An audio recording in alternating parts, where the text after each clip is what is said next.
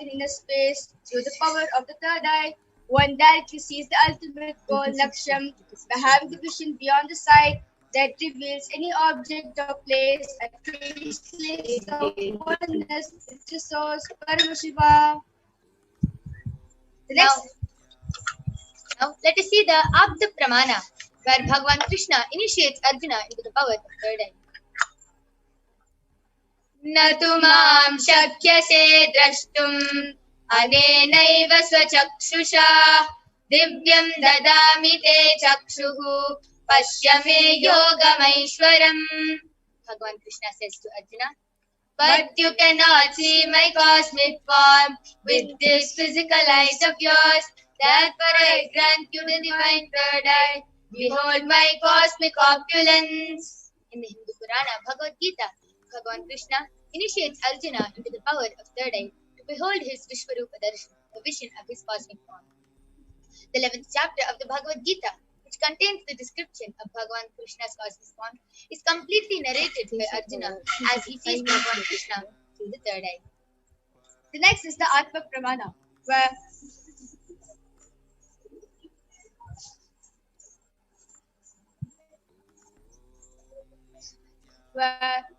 Swamiji shares in his own words that the first experience that I was able to see everything around me, above me, the whole 360-degree, the 10 directions below me, everything. Inside and outside, bro. I realized not only I was able to see, I was able to feel and experience all that as me.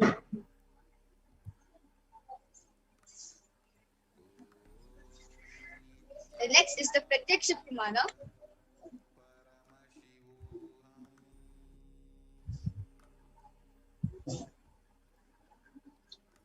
which is the empirical evidence, the scientific experimentation done on the power manifestation science. So the study measures and compare the metabolic cell activity of the brain in conscious and meditative states using the positron emission tomography, the PET. So when doing the daily activities, the high activity is measured in the brain where the third eye is located. And when in this state of samadhi, only third eye region is active and alive, and almost 90% of the brain is at rest and peace. So without further delay, let us get ready to witness a very unique and extraordinary demonstration of the power of third eye. So along with me here, I have Maniti Virajananda, who is 16 years old and a Balasant of the Nithyananda Gurukul. She's an extraordinary power manifestation. So as all of you can see, I have a medically tested eye band with me. In front is a complete opaque sheet, and behind is a thick sponge where there's 2 holes where the eyes can comfortably sit in. And you can see that there is a strap for the eye band to comfortably sit around the head. And this eye band is medically and scientifically proven that no light can enter this eye band even with the eyes open inside this eye band.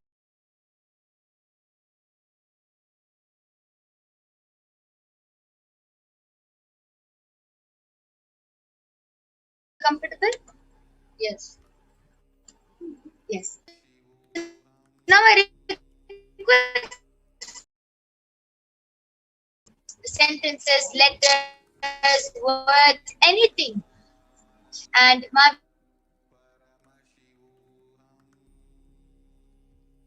To even give little tricky, you can also give in various languages also.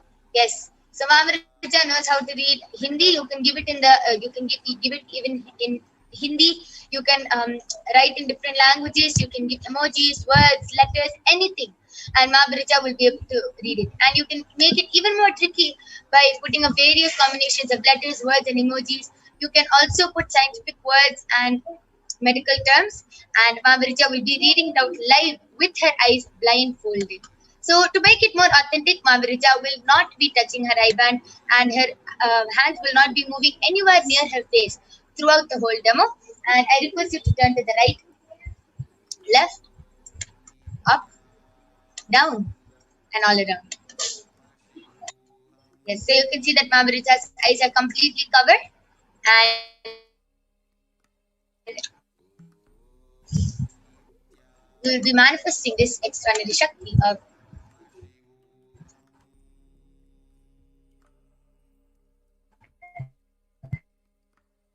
third eye read.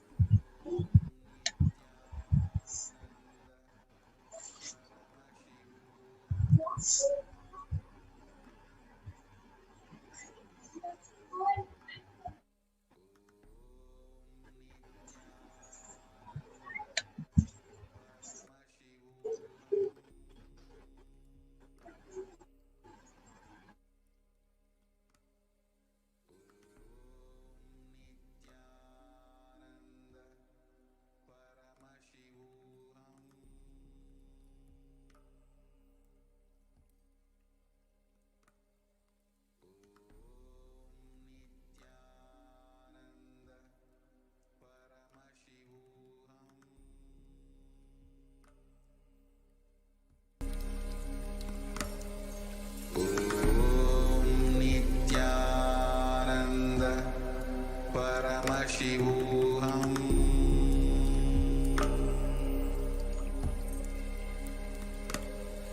Om Nithyananda Paramashivoham.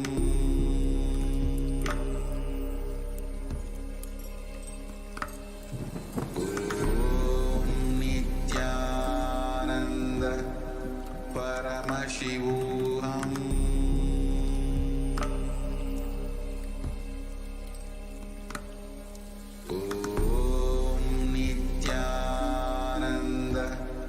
Paramashivoham. Om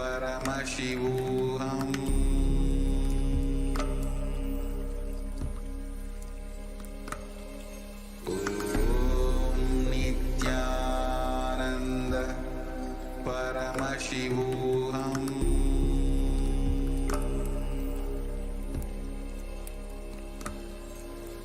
Om Nithyananda Paramashivoham. Paramashivoham.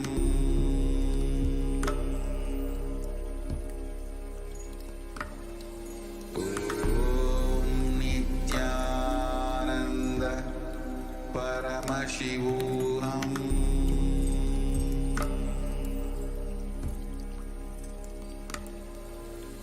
Om Nithyananda Paramashivoham.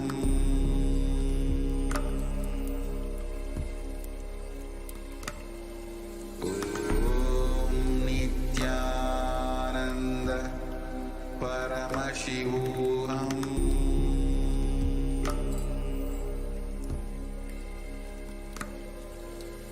Om Nithyananda Paramashivoham. Om Nithyananda Paramashivoham.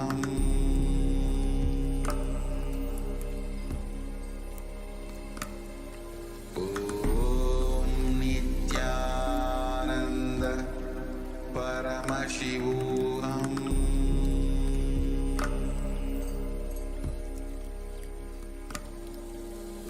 Om Nithyananda Paramashivoham.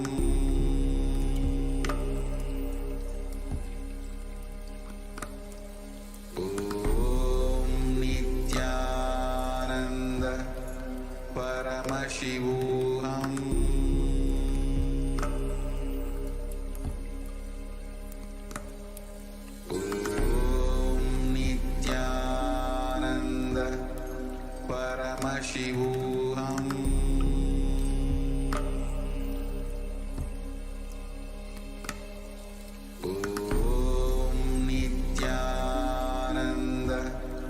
Paramashivoham.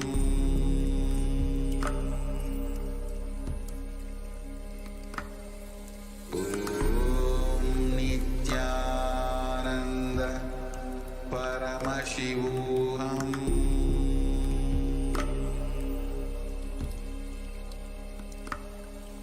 Om Nithyananda Paramashivoham.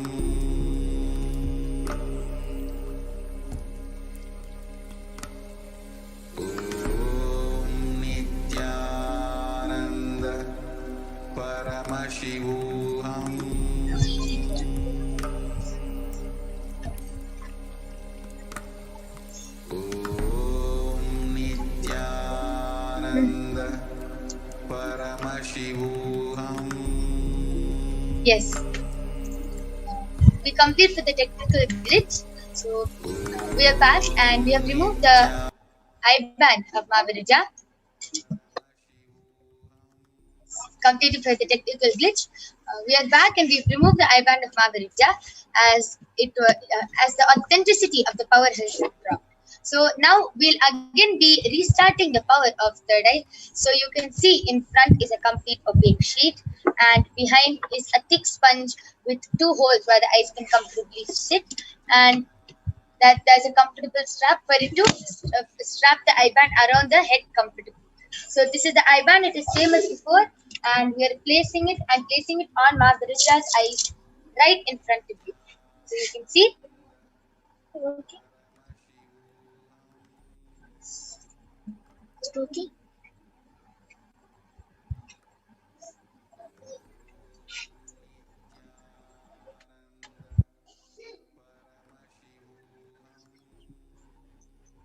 Yes. So Mahaviraja, are you comfortable? Yes. Yes. So I request all of you to start posting your comments as Mahaviraja is comfortable and her eyes are completely tied from all sides. So I request all of you to start posting your comments in the Kailasa's HDH Nithyananda YouTube channel.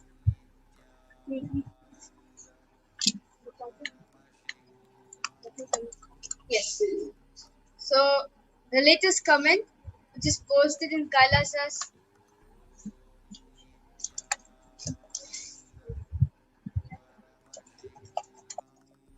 SPH YouTube channel. The before comment is posted by Karti, has posted Jai Paramashivoham.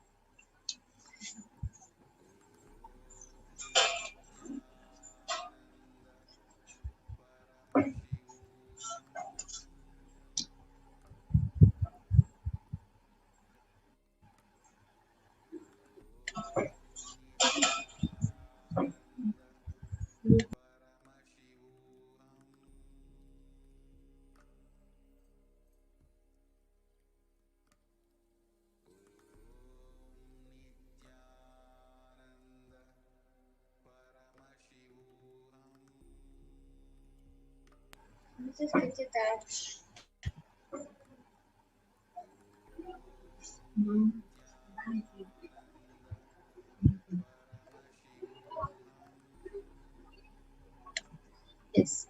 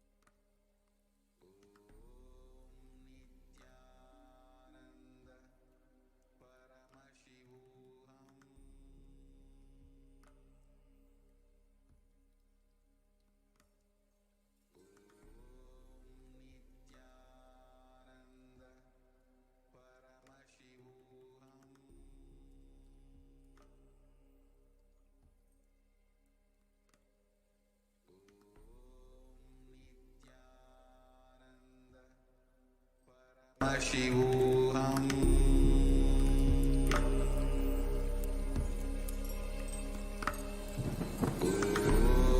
Om Paramashivoham.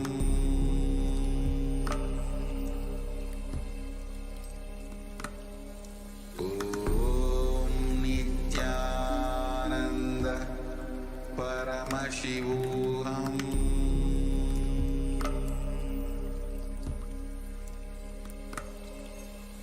Yes. We're completing for the technical glitch. We will be reading, due to a few technical glitches, we'll be reading from the Kailasa's HDH Nithyananda Facebook page. So I request all of you to start posting your comments in the Kailasa's HDH Nithyananda Facebook page. Yes, so the latest comment, this is posted by Narendra Hammante. He has posted emoji saying good. So it goes like this actually. It goes like that. Yeah. And after that, he has posted a thumbs up emoji like that. And he has posted a hand holding a rose like that. And yeah, that's the latest. And Rajendran Sharma has posted Swami, please bless me and full stop.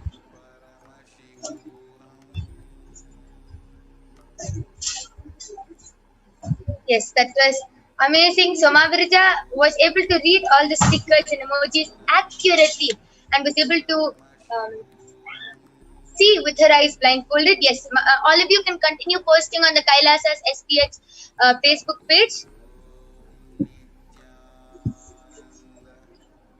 My Shanti Bus has posted a blue color hand holding a pink lotus like that. Beautiful. And Kalyani Ayyanar has posted Om Nithyananda Paramashivoham and Om emoji Namaskar emoji. Etta Gunta Naga. I request the comments to be increased. Okay, Etta Gunta Naga Bhushanam has posted. Give me one flat house in Nellore. A space P, one car, please help me. Sure, Riya, you can post this question to Devi Parashakti and she will bless you and you will manifest what you want, Riya.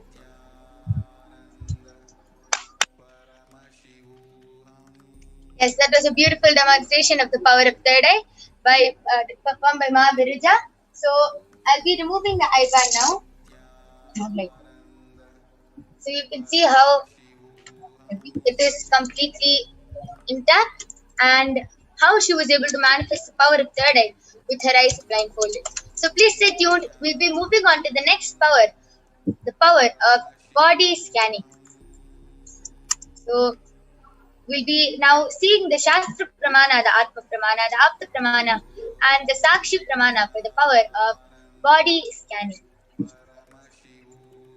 And the power of body scanning is where one unlocks the ability to be able to scan and see illnesses, diseases, medically diagnosed issues, anything, any problem that a person is facing.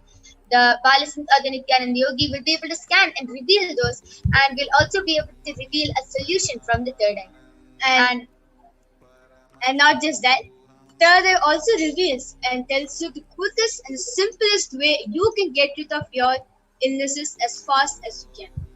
And most importantly, the third eye, when it scans your body, it reveals the root cause of the problem. Why the problem started? Why is the problem even existing in your body in the first place? That is what third eye scans and reveals. And based on that, the third eye gives a solution. So the power of third eye, the power of body scanning is very unique as it will be able to reveal the root cause, and even if there are many cases where the person is not able to relate with the scanning, and that is because the third eye revealed the root cause and he was not able to relate to it, because our body is really mysterious, and even a stomach pain, leg pain, anything can be related to some childhood incompletion or any incompletions we are holding from the past. And also, like, why the third eye shows any certain problems in your body, even though, for example, you may have cancer, but once the third eye readings done on you once the body scan is done on you, and they reveals that you have a headache and why not cancer, which is not really a major problem. That means that cancer is actually not a problem. It means that the problem is actually only real at all. Like it's Paramashiva's eye which is scanning you, and nothing can hit him from his eye. So even though you have a cancer and the third eye is not revealed, it means that you don't have the problem at all. It's just a psychological thing which you need to complete. It's just a cognition or some incompletion which you need to complete it. And the third eye is so powerful that the moment the third eye falls on your body and the moment the Balasan or the Nithyananda Yogi starts scanning and starts revealing the problems, immediately the healing starts. Immediately Paramashiva starts healing your body and you will be completely healed by the problem, from the problem just with a scanning from the third eye. Now, let us see the Shastra Pramana for the power of body scanning, which comes from the Vijnana Bhairava Tantra. Swadehe jagato vapi sukshma sukshma tarani cha tattvani yani nilayam dhyatvante vyajate para. Bhagavan Paramashiva says, cognize deeply that from the subtle to the subtlest constitutive principles of the whole body, Swadeha, or of the whole universe, simultaneously exist of the essential reality and the source cause, Paramashiva. They are being absorbed in the source cause, Paramashiva. And by the experience of such restful awareness of the power of third eye, one awakens the ability to see through the third eye and manifest the power of body scan and the supreme power manifestation of this. Let us now see the Apta Pramana. So the Apta Pramana is taken from the very own life of Agastya and also his disciple Theravada. So one day, a person came to Agastya for a body scanning and asked Agastya to do a body scan for him. And Agastya identifies and reveals to him that the root cause for the suffering which he is going through is a cause of the headache. He reveals that there's a small theory at top of the frog which is sitting in the person's brain. And Agastya immediately instructs his disciple Theravada to perform an open head surgery and to remove the frog from the person's head. And after the surgery is completed successfully, the person got healed from the headache, and thus the disciple gained the name Theravada. Now, the Atma Pramana, where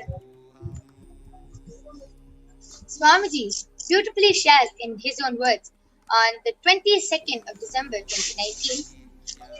Only when I had a multiple compound hand fracture, I was forced to go for surgery and therefore for medical checkups related to that. At that time, they detected a heavy metal quantity in different organs of mine, and it was revealed that I had been poisoned without our knowledge. I immediately used diagnostic methods instead of medical facilities to study the body condition due to the poisoning. And through the body scanning, I found out what the problems and imbalances had happened and where the balance had to be done. I used allopathy as a second opinion just to verify my findings. And the Sakshi Pramana, various disciples across the globe have experienced it and manifested this science of the power of body scanning. Now let's all get ready to witness a live demonstration for power of body scanning done by the Nityananda Yogis and the Balasans of the Nityananda Gurukul after a short break.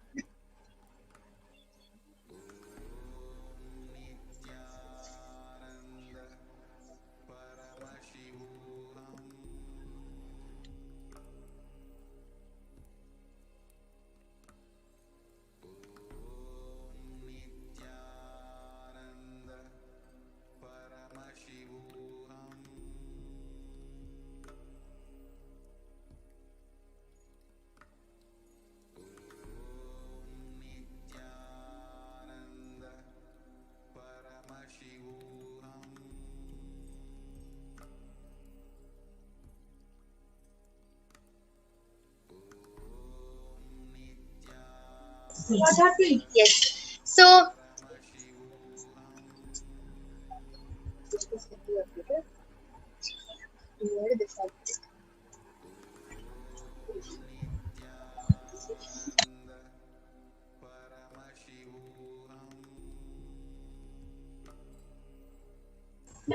we request the NTV operator to move ahead with the short play as the Balasins and the Nithyananda Yogis are eagerly waiting to manifest the power of body scanning. So while the Balasins and the Nithyananda Yogis join, all of you can start posting your requests and comments in the live um, Facebook Kailasa's SPH Nithyananda Facebook page, and you can post your requests, comments. You can call your family members, friends. You can call anyone who you would like to witness this powerful body scanning. And if you are requesting for anyone of your family members or friends, we request you to get their permission, as it is our integrity to get the permission before doing the scan. So I request all of you to start posting your comments. We'll be right back with the Balasins and the Nithyananda Yogis after a short.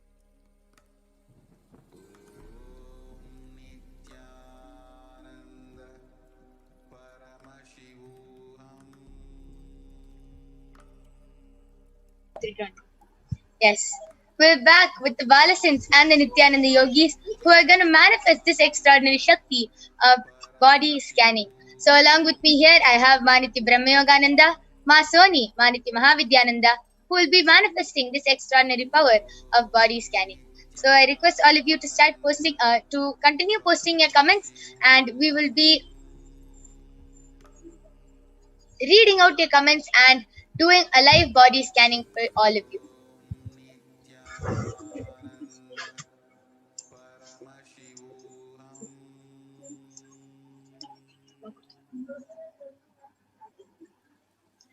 Pavitra Patmanathan has requested Nithyanandamma, please do a body scanning and healing for my husband, Shashitaran Bhaskaran. I got his permission. Thank you, Ma. So, Ma Soni, you can do the body scanning for Pavitra Patmanathan. I welcome you all with my love and respect. We request everyone also continue posting your live comments in the Kailasa's SPH JGM Nithyananda Paramashivam Facebook page.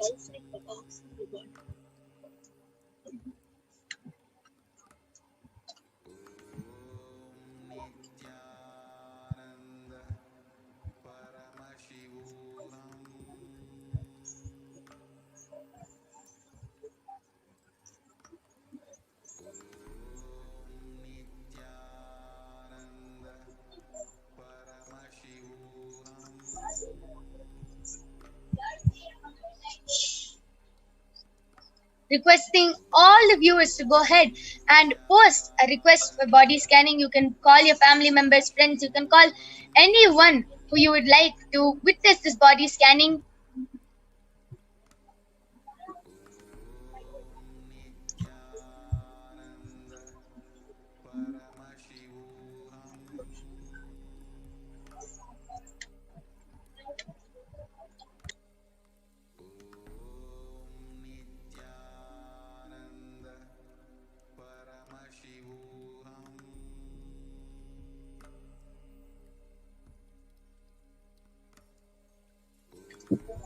Yes. So I can see many requests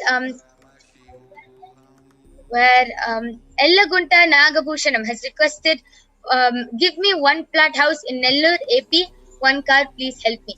Yes. So Ellagunta, what we'll be doing now is scanning and seeing how you can manifest your reality, what you should do, what you can do to manifest this reality of yours. So, Ma Mahavidya, you can go ahead and scan Ellagunta Ayya. And Anouchka has requested, please bless me and my family with good health and abundance of wealth. So, yes, Ayya, just continue to watch the live feed, and when Devi Parashakti comes live, you can request this question to her. But we'll also be doing a scanning and seeing what you can do to manifest wealth in your life. So, Ma Brahmayoga, you can also do a scanning for Anouchka Ayya.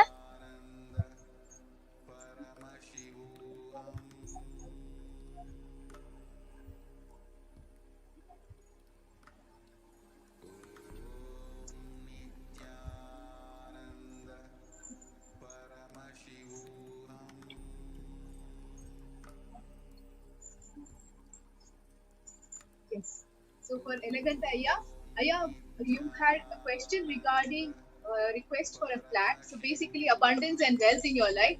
So wanted to show you that Paramashiva is revealing you need to really improve your digestion, and what you need to do is take Haritaki 3 times a day. So after every meal, and please add castor oil every morning and have that and clean your system. Yes. So this is for Ellagunta Ayya. I request you to get back, Ayya, as this was a scanning for you and scanning of how you can manifest your reality. Yes. Masoni, you can go ahead. Nithyanam, I did the body scanning for Pavitra Padmanathan, my husband, and Ma Paramashiva revealed that your husband gets frequent headache and there's too much fat in his body, Ma. So to detox his body, Paramashiva revealed that whenever he gets headache, to apply castor oil in his head and to reduce the fat in his body, do yoga and take castor oil every day. Yes, so this is a scanning for? Yes. So Pavitra Padmanathan Ma, I request you to get back. Yes, so I have done the scanning for Anouch K. Ayya, and he actually wanted wealth right here. So Paramashiva revealed that every day you should watch one Venkateshwara BHAVASAMADHI darshan of, like Swamiji giving the BHAVASAMADHI darshan as Venkateshwara. You should watch one darshan of his every day, and while watching the darshan, sincerely pray to Venkateshwara and sincerely pray to Swamiji that you really want to manifest wealth. And after you watch the darshan, offer one coin to get the deity of Venkateshwara and offer one coin at his feet every day, and you'll see that in 1 week's time you'll start manifesting wealth. Yes, that was a very beautiful solution from the third eye. So Anuj K. Ayya, Pavitra Padmanathan Ma, and Ellagunta Ayya, I request all 3 of you to get back in the chat and share whether you were able to relate with the scanning.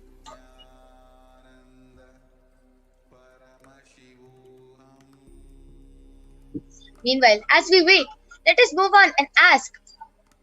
I would like to ask you, how do you manifest this extraordinary power, and how do you feel that this is no ordinary power, this is no ordinary thing which any kid outside can manifest? How do you feel being able to scan another person's body and being able to reveal and see solutions? How do you feel?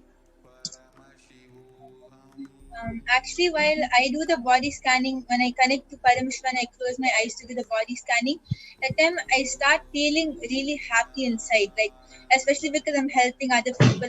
After seeing the comments, they want to manifest so many things and they have so many problems, I feel really happy that I'm able to give solutions. Paramashiva, I'm able to manifest Paramashiva through me and give everyone solutions. And especially sometimes the way it happens, I feel really happy because the whole thing is like a live 3D movie which happens when I close my eyes. So that also really excites me. So I actually love doing body scanning. And how I do the body scanning is when I close my eyes and I ask Paramashiva for the problem or whatever that person is having, I'll see a picture of a whole body, and then the picture will automatically zoom in and show the part which is affected. And then after that, when I ask for the solution, that picture will vanish and another separate image of the solution will come. So that's how I do the body scanning. Yes, that was an amazing sharing of how you are able to do the body scanning. So let's see if any one of the participants have gotten back. Pavitra Padmanathan Ma has gotten back telling, thank you so much Ma, it's true Ma. Yes, that was amazing.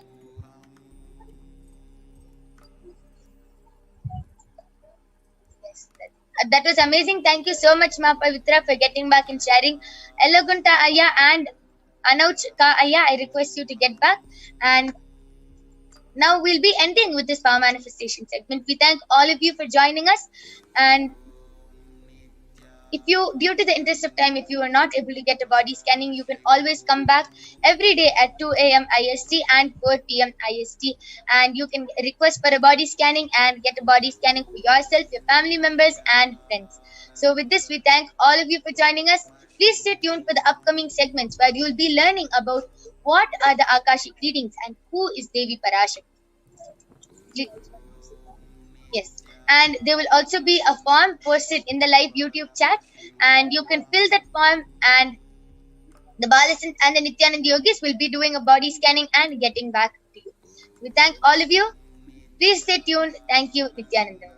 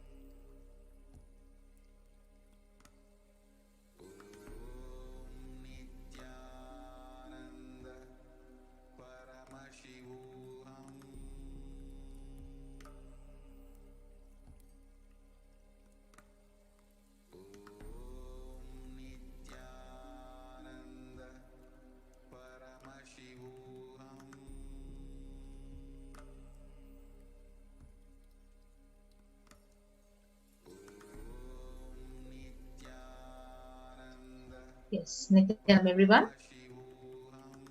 So thank you so much for the Balasans and the Nithyananda Yogis. Power demonstration session. So we will now move on to the next segment of this program. Learning more about who is Devi Parashakti and the divine feminine consciousness. So we will now be chanting the Lalita Sahasranama. Sindura Trinayanam Manikya Mauli Spurat Taranayaka Shekaram Smitamuki Mapina Vakshoruham Panibhyamalipurna Ratna Chasakam Raktotphalam Bibhratim Saumyam Ratna Gatastha Rakta Charanam Dhyayet Paramambikam The Divine Mother is to be meditated upon as shining in a vermilion red body with a triple eye sporting a crown of rubies studded with a crescent moon, a face all smiles, a splendid bust, one hand holding a jewel cup brimming with mud and the other twirling a red lotus. Yes, so we'll also move to the next Shastra Pramana.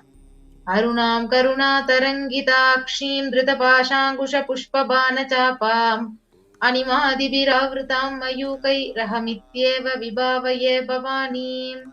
I meditate on the great Empress. She is red in color, and her eyes are full of compassion, and holds the noose, the gourd, the bow, the flowery arrow in her hands. She is surrounded on all sides by powers such as anima for race, and she is the self within me. So Devi is the ultimate pure feminine consciousness. Parashakti is the cosmic mother. It is her cosmic womb from which billions and billions of universes comes out and goes in. So the source where the Big Bang and the black holes go on. Parashakti is the source Shakti, the source energy, the source power, from which all of us came, in which all of us are even now, and in which all of us are going to reach. So out of her extreme love and compassion, Parashakti herself is manifesting through the embodied form as the Nija Avatara of the Supreme Pontiff of Hinduism, Jagadguru Mahasannidhanam, His Divine Holiness, Bhagavan Nithyananda Paramashivam, who is gracing us, answering all our questions, attending to our prayers, giving boons, healing us, revealing our past, our present, future, delivering profound spiritual truths, and ultimately giving us the experience of Paramashivoham itself. So in the words of Parashakti herself, so she has revealed that rising as Omkara, expressing as Vedas and Agamas, blossomed as Hrinkara, filled as Parashodasi, living in 40 triangles, the Kailasa Swami, who is in Kailasa Sri Purachintamani, Parashodasi, sitting as a part of Paramashiva, Parameshwari, who rules the world, Paramashakti, Manonmani, Meenakshi, as Nithyananda. I took the Nija Avatara here to give good boon to everyone, to bestow all goodness. Hiranyagarbha Swarupini, Brahmanda Yoni, Shami, Chandramauli, Rapala, Aparna, Uma Parvati, Savitri, Navayavana, Samraja Lakshmi, Parameshwari, Parashodasi, Meenakshi, taking the form of Nithyananda. I came here as Nijavatara. With great compassion, I am blessing, listen people, to do good to all of you. I took the form of Nithyananda and came down as Nijavatara. And again Parashakti has revealed, rising in Omkara, blossoming as Shiva, and Shiva manifesting as the source of existence, powers of existence, expression of existence, from the oneness of Om, blossoming into two as Prakriti and Purusha, blossoming as three Shaktis, Icha Shakti, Kriya Shakti, Jnana Shakti, growing as four Vedas, expanding as five Panchabhutas beyond the six chakras, filled as Gotras of seven Rishis, expanding as 8 directions, existing as 9 Grahas, blossoming as 10 Indriyas, being as 11 Rudras, creating all the worlds, bringing life to tell and make the truth blossom and to do good. Parashodasi, Meenakshi, in the form of Nithyananda, I came to bless every one of you. So how to receive Devi Parashakti? So literally you are seeing Parashakti and Paramashiva at the moment right in front of your screen. So let us receive her very traditionally. So keep 2 betel leaves, 1 banana, 1 betel nut, and 1 coin in front of the screen. So you can have the darshan. So this is called as the traditional tambula of receiving Parashakti. So the coin is considered as the traditional dakshina in Hindu tradition. So it can be of even any lowest value. So it can be even 1 paise in Indian money and 1 cent in US dollars. So what is the significance of this tambula? So after the darshan is over, you can do namaskar and eat the banana, the betel leaf and betel nut and take the prasadam immediately. So collect these various coins and send it to the Nithyanandeshwara temple in Los Angeles. So this betel leaf, the betel nut, it may look too small, but in a few days you will see how much it adds to your sentiment that really she is there and you will not take the Devi Darshan for granted. So rituals will break your monotonous, unconscious mentality and lifestyle, and it will remind you and raise you to the powerful cognition. So it will literally break your unconscious behavior. So you can see how to set up the tambulam. Take a plate and set up 2 betel leaves, banana, betel nut, coin. So this is the traditional way of receiving Devi Parashakti. So now we will enter into the next segment of the program of understanding what are Akashic readings. So what are Akashic records? So many of you would be wondering. So Akashic record is not a prediction, but it is a direct revelation from the cosmos. So Akashic records are records which are created in space. So whatever has happened in time is there recorded as a file. So nothing can be destroyed. So please understand, none of your actions, your thoughts, your plans, your emotions, your words, nothing can be destroyed. So Akashic records are the cosmic archives of everything that has happened, happening, and will happen. So Akashic records are the verbal, the visual, 5-dimensional document. So whatever is happening is continuously getting recorded. And all the information which you collected from all your births is recorded in your DNA, that as your biomemory. And you can access some of them just to understand and not to waste your time doing the same actions again and again in your life. So if you see, as we already saw, it is not a prediction. It is a direct reading from the cosmic archives.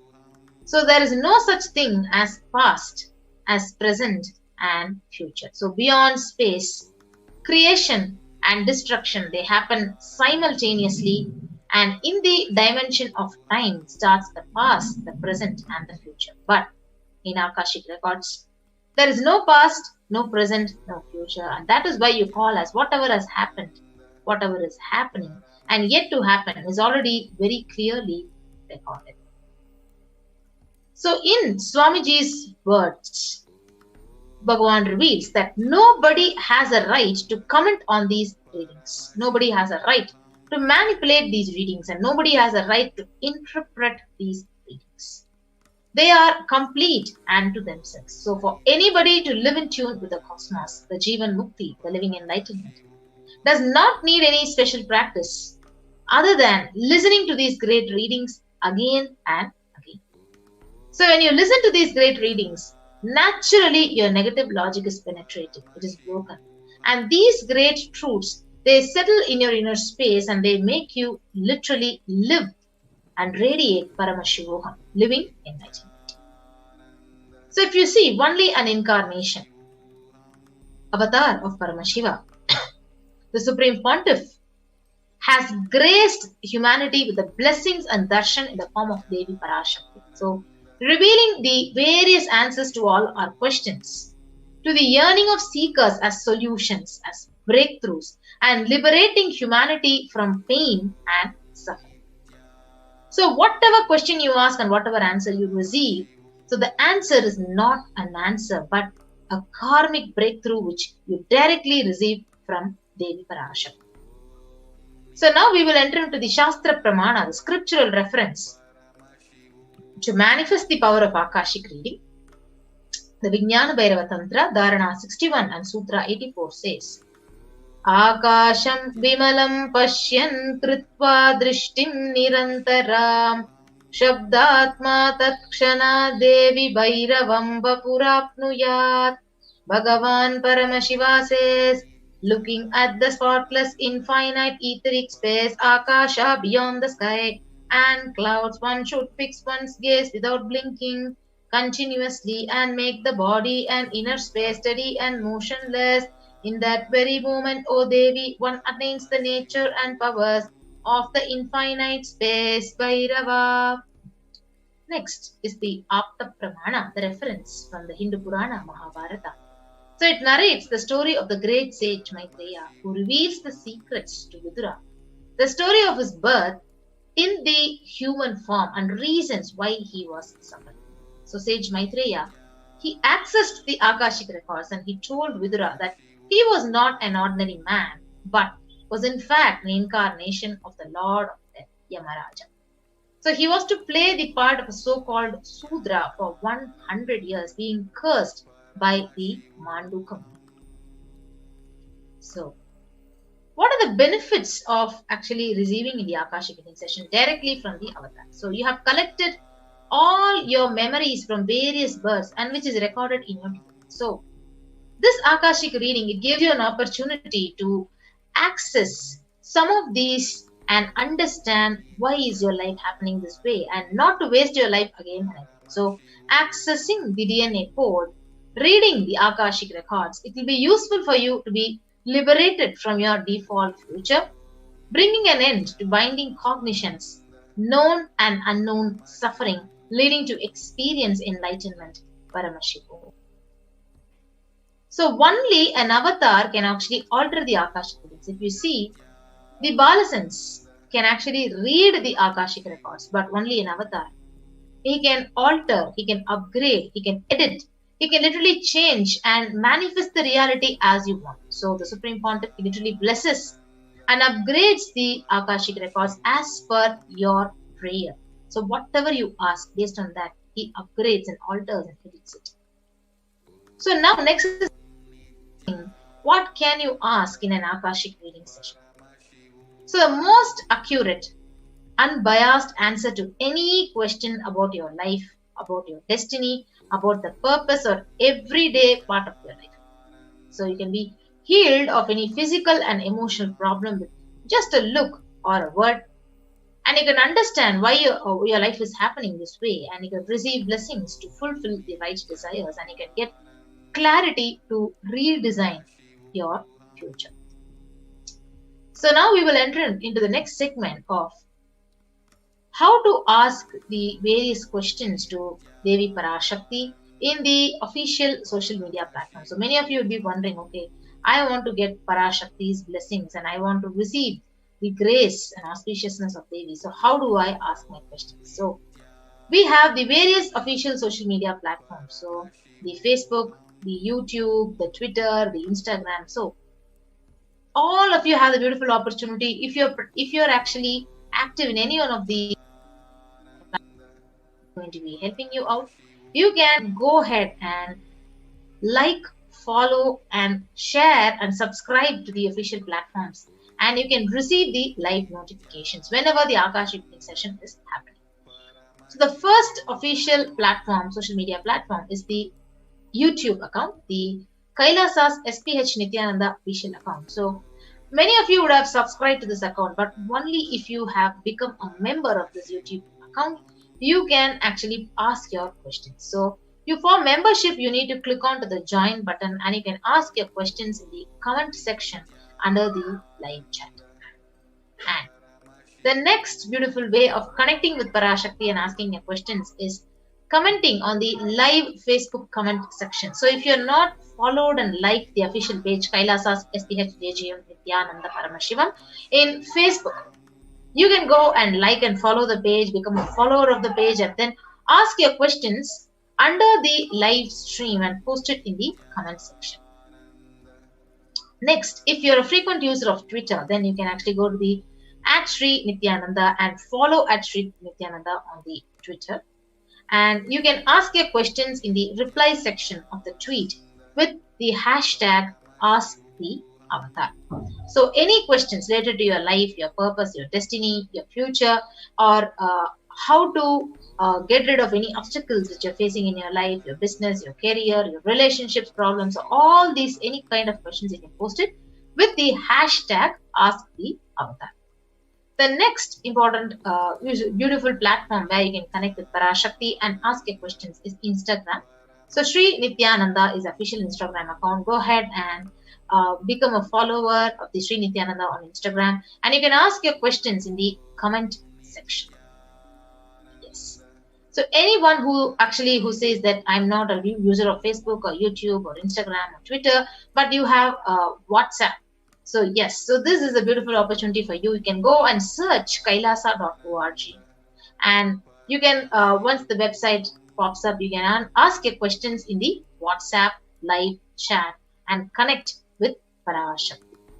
So anyone who wants to connect with Parashakti and receive her blessings today, you can go ahead and become a member of one of these or all these official social media platforms and get ready to receive the blessings of Devi Parashakti.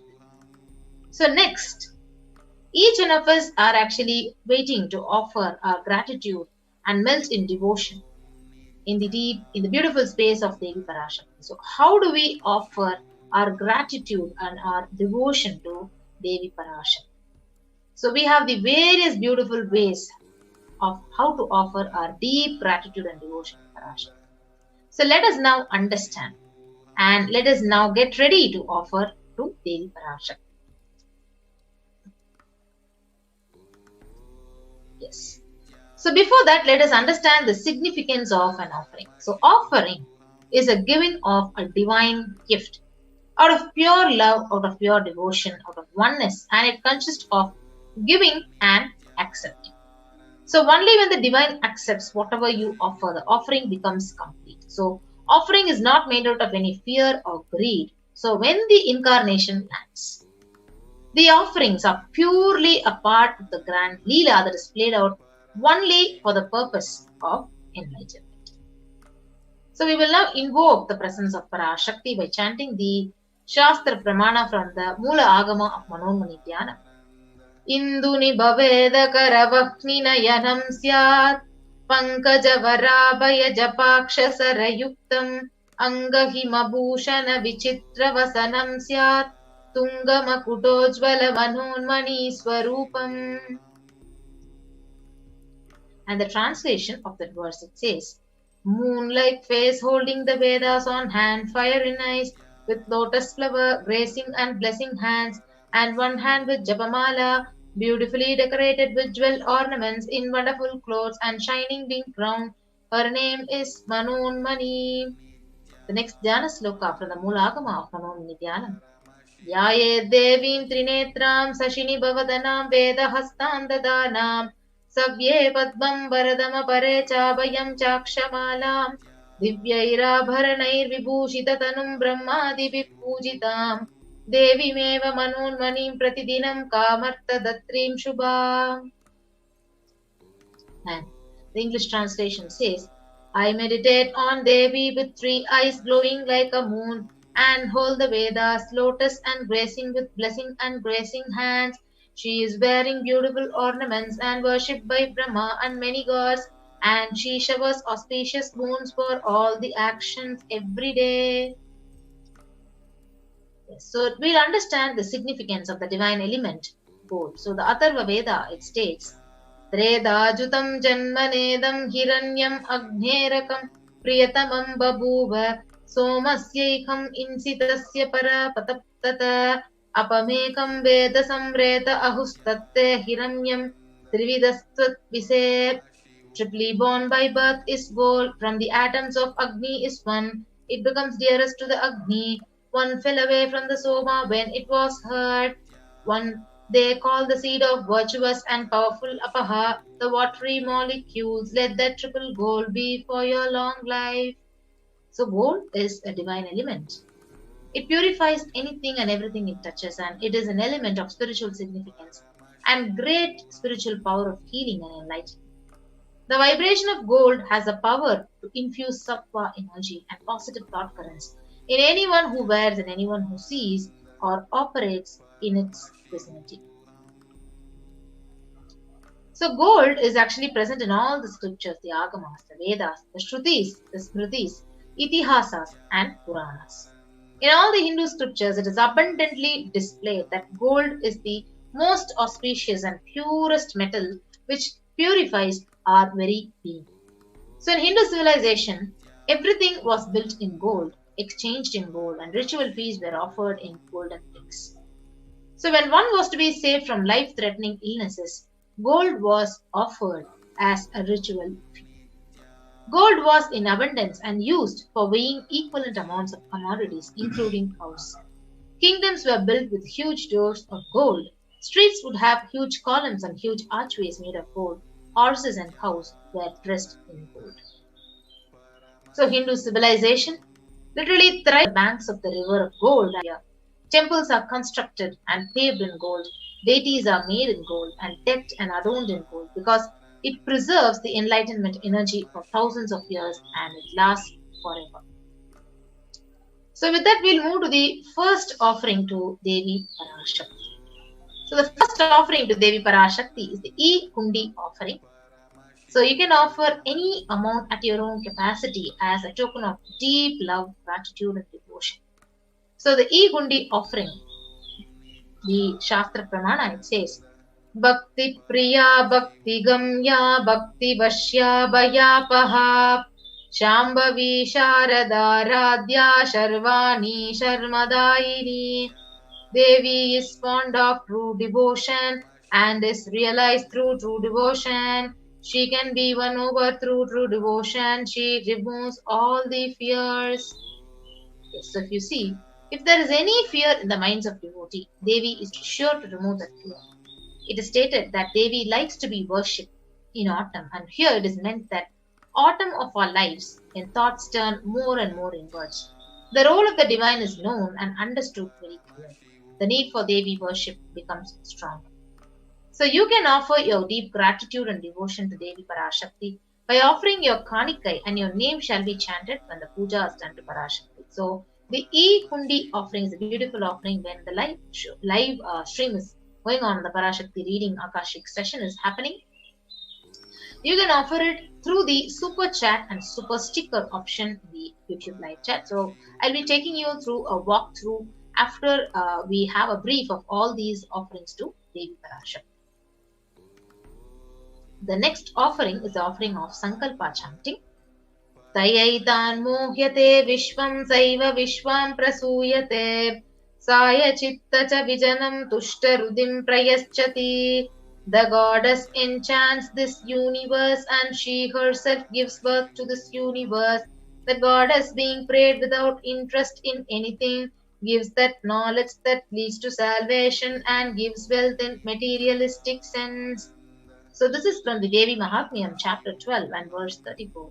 So offering the Sankalpa conscious resolution, it blesses the person offering with all the fruition of desires and wishes that he is yearning for and he is yearning to manifest. So Sankalpa chanting is only $1 and you can go ahead and offer by clicking onto the link tiny.cc/Devi-offerings.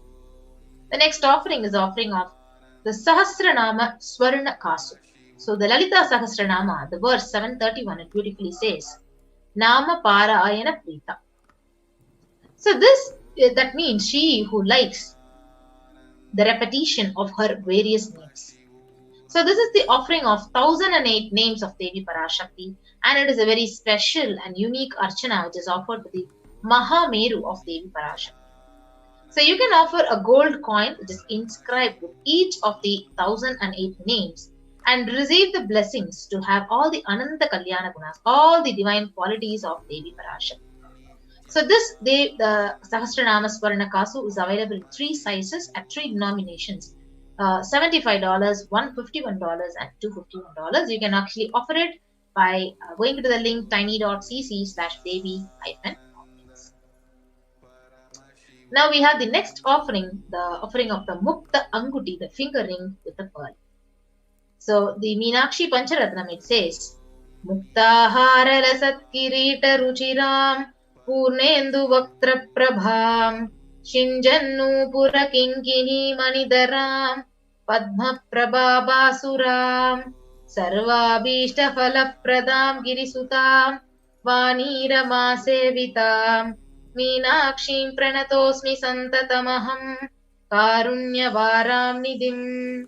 I bow to the goddess Meenakshi, whose crown has garlands of pearls and the face shining like a full moon, who wears anklets that are studded with gemstones and has small bells who is shining like the splendor of lotus, who grants all the wishes, the daughter of the mountain, who is worshipped by goddess Vani and Rama. I remain ever bowing to the goddess Meenakshi, the ocean of compassion.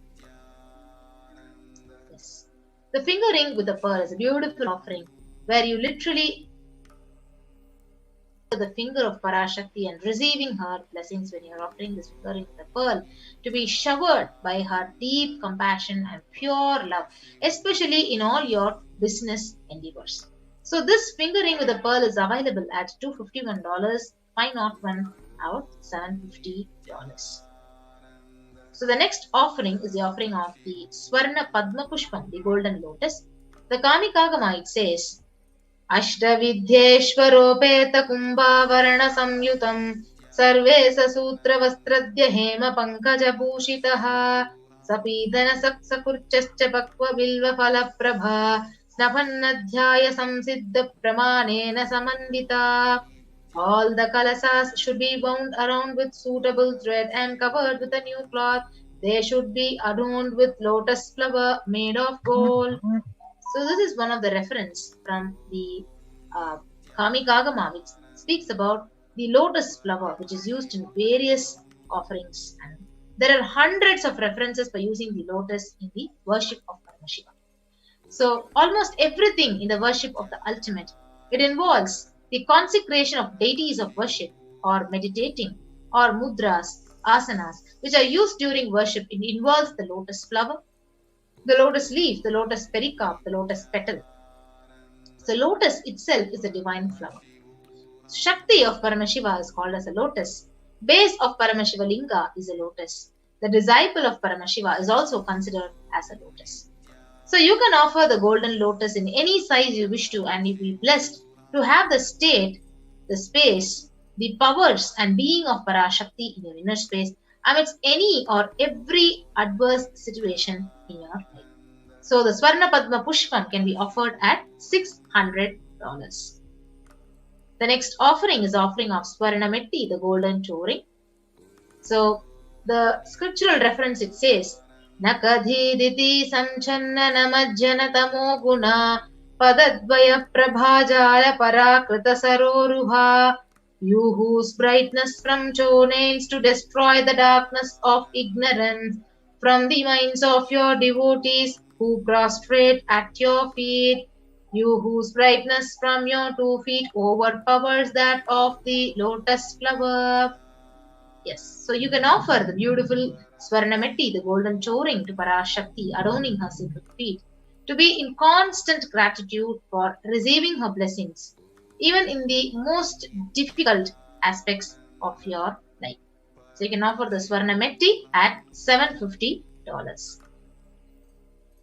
The next offering is offering of Swarna Mangtika, the golden hairline jewelry. So the verse, it says, Sudha Sarabi Varshini. She who makes the nectar flow in all our nerves from the Sahasrara, that is, she who gives the very pleasant experience of the ultimate. So the Mangtika, it represents the nectar flowing from the Sahasrara chakra, which is fully opened. So you can offer the Swarna Mangtika to Devi and receive blessings of achieving the blissful state of overflowing gratitude and the space of complete completion at $750. The next is the beautiful offering of Pratyaksha Pada Puja, where each one of us will have to experience the breathing space of Devi Parashakti through the Supreme Pontiff of Hinduism. So the Sloka 83 of Saundarya Lahari, it says, Nakhadiditi Sanchanna Namajjana Tamo Guna Padadvaya Prabhajala Parakrita Saroruha. The illumining splendor of Devi's toenails dispel the darkness of ignorance in the devotees prostrating at her feet. Her feet defeats the lotus in beauty. The Sloka 83 of Saundarya Lahari states that the nails have been sharpened by constantly being touched by the crowns of the celestial beings who always prostrate before Parashakti. So Tamo Guna is darkness, and in the Sloka, Tamas is indicative of ignorance in the minds of devotees, and by constantly prostrating before Devi, their ignorance is removed and they attain knowledge. So you can offer the Pratyaksha Pada Puja and receive the blessings and auspiciousness of the Supreme Pontiff of Hinduism, Jagat Guru Mahasanidhana of His Divine Holiness, Bhagavan Nithyananda Paramashivam. And we have the Vastra Seva, which is also a part of the Pratyaksha Pada Puja, at $1,008. So the sacred cloth offering to the Supreme Pontiff of Hinduism. And this is a beautiful way where you can receive all the auspiciousness, all the blessings of Supreme Pontiff of Hinduism. And now we have here the compilation of all the offerings to Devi Parashakti. The e-hundi offering where you can offer it at any amount, and the Sankalpa chanting, the conscious resolution, we can offer it at $1. The Devi Sahasranama Kasu, the pure gold coin, each one with a sacred name of Devi from 1008 names. It is available at 3 sizes, $75, $157 to $51. The Mukta Anguti, the pearl finger ring, which is available at $251, $501 and $750. The Swarna Padma Pushpam, the golden lotus flower, which is available at $600, $1,200 and $1,800. The Swarna Metti, the golden touring for the lotus feet of Devi at $750.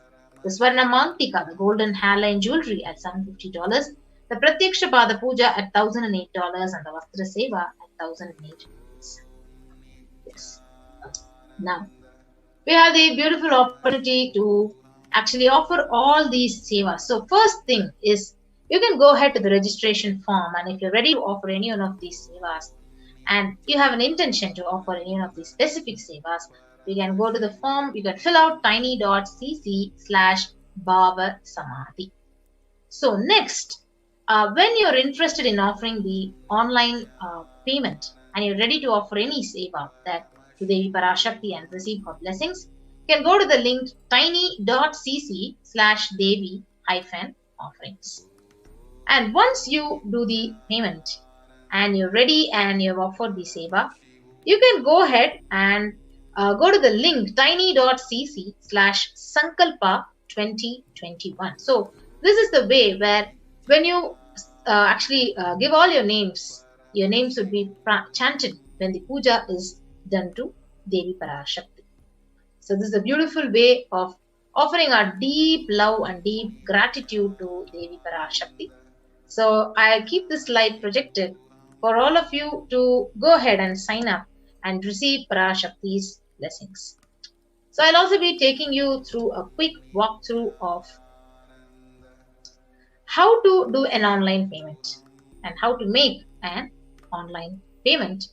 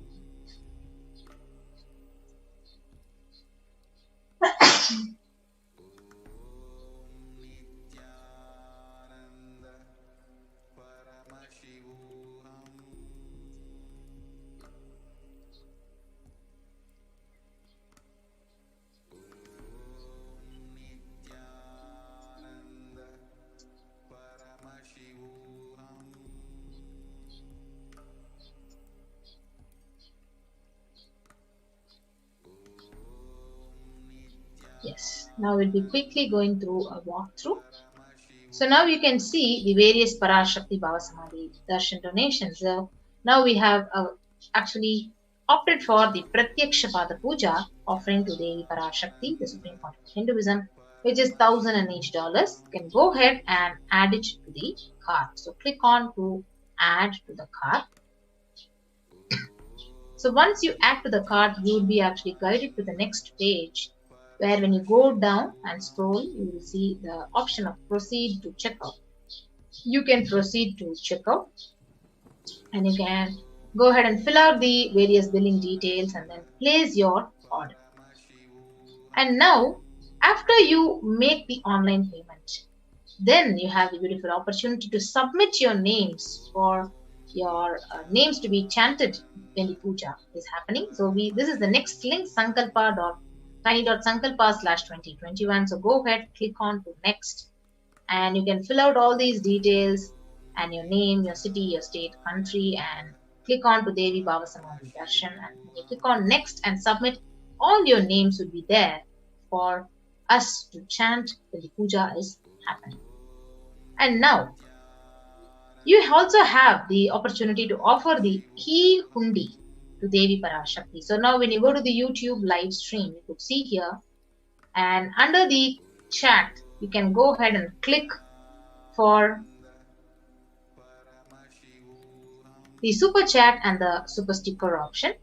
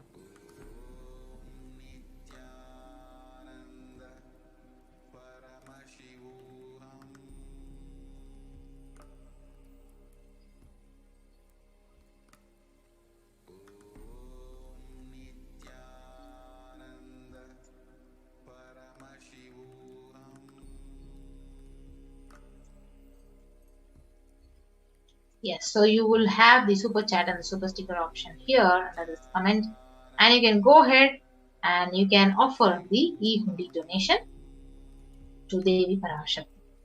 Yes. So with that, we come to the conclusion of this segment of the program, and we'll be moving on to the next segment of the program after a short break.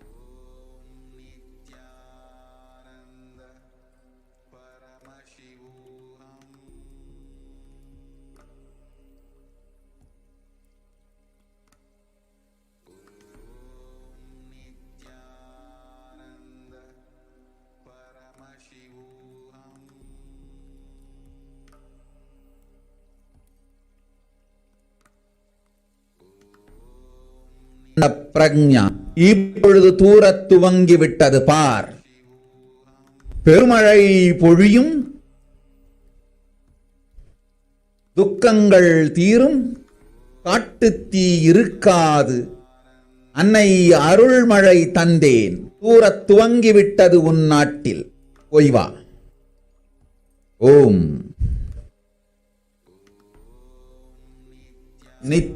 Nityananda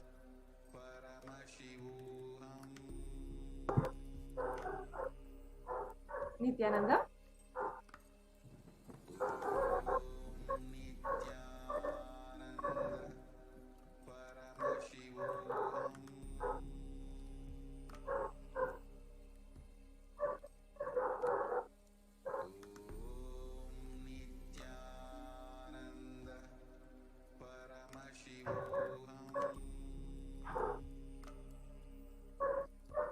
Nithyananda. So now let us begin the segment on the revelations to the world by Devi Parashakti. For the last few months, Devi Parashakti has been guiding each and every one of us, guiding us to see how we can navigate our lives during this really intense times. In this Akashic reading, the revelations given by Devi Parashakti, she has revealed when it will start raining in a certain place in the United States. She answers Nithyananda Prajna, see right now it has started showering. Huge rain will be showered, sufferings will be solved. Forest fire will not be there.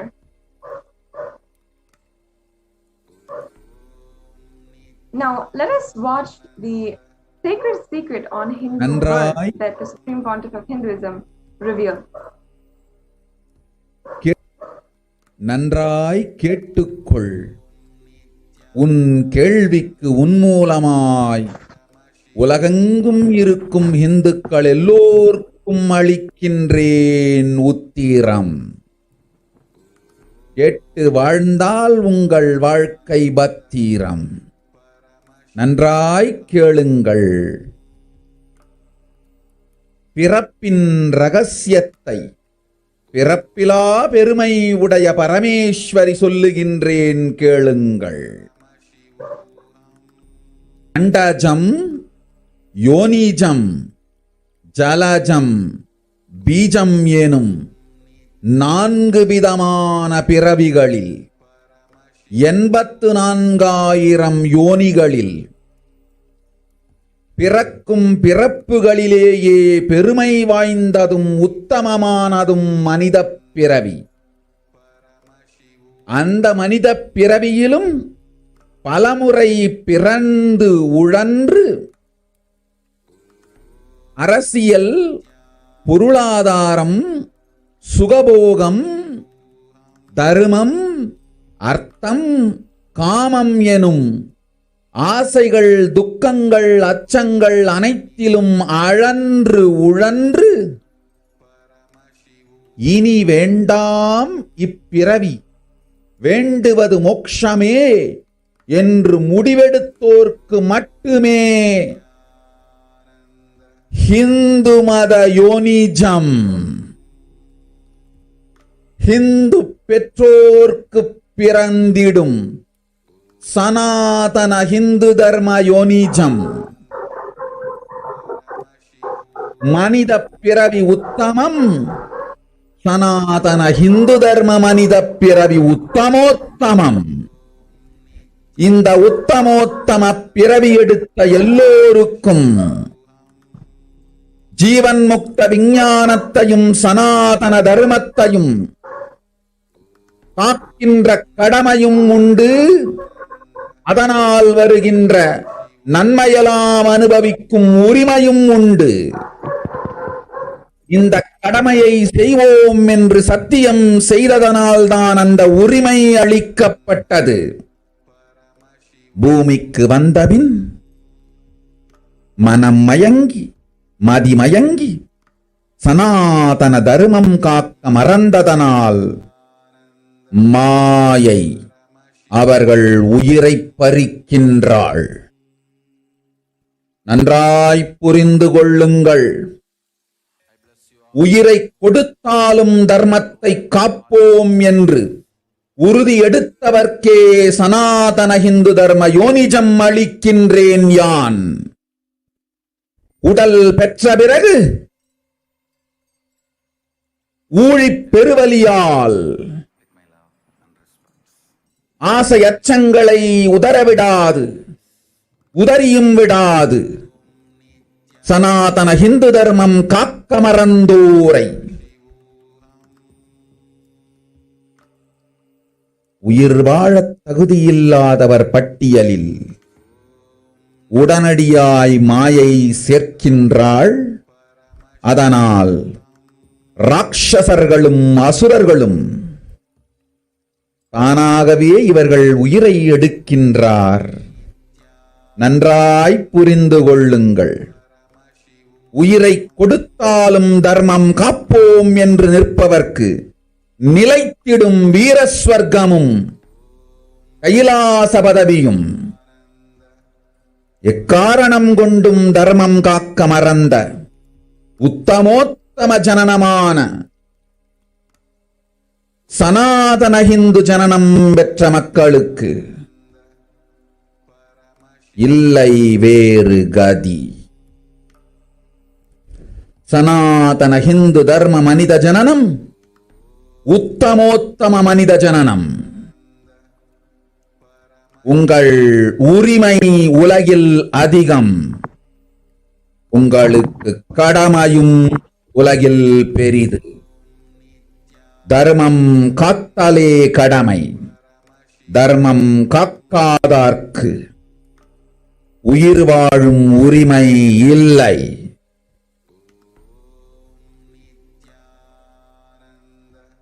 நன்றாய் புரிந்து கொள்ளுங்கள்.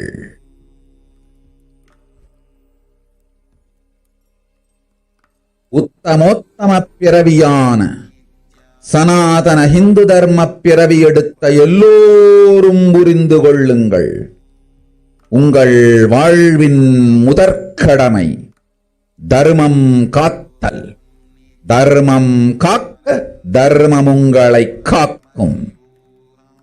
சனாதன இந்து தர்மம் காக்க மறந்திட்டால் வாழும் உரிமையை நீங்கள் இழந்து விடுகின்றீர்கள்.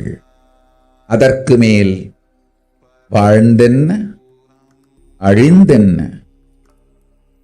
பூமிக்கு பாரம் குறையட்டும் என்று அசுரர்களும் ராட்சதர்களும் உங்களை உண்டு தீர்க்கின்றார்கள். அதையும் மாயை கண்டு சும்மாவிருப்பாள். பிரபஞ்ச ரகசியத்தை, பிறவியின் ரகசியத்தை உலகிற்கெல்லாம் உத்தரமாய்ச் சொல்லிவிட்டேன். புரிந்து வாழ்வில் நடந்து உயிரை பத்திரமாய் பார்த்துக் கொள்ளுங்கள். அன்னை சொல்லும் அருள் சத்தியம் இது.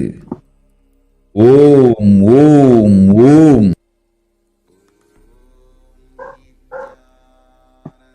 Yes, in the next slides, we'll be understanding what Devi Parashakti said in English. So she said, listen, Andhajam, Yonijam, Jalajam, and Bijam.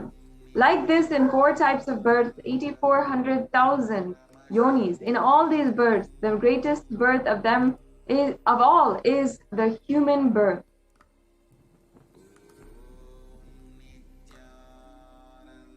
The next slide, please.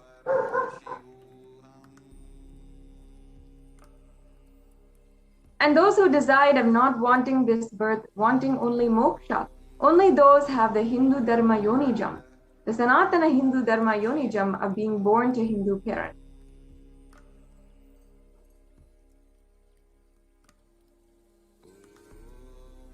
Human birth is Uttamam, the best, and Sanatana Hindu Dharma human birth is Uttamottamam, the best of the best. Everyone who took this Uttamottama birth has a responsibility of protecting the science of living enlightenment and Sanatana Dharma. And also they have the right of experiencing its benefits. This right was given to them because of their commitment given to them to do this responsibility. After coming to Bhuloka by getting mentally deluded and forgetting their dharma of protecting Sanatana Dharma, Maya, she is taking away their soul. Understand carefully. I am giving the Sanatana Hindu Dharma Yonijam only for those who gave the commitment of protecting Sanatana Hindu Dharma even by giving their life.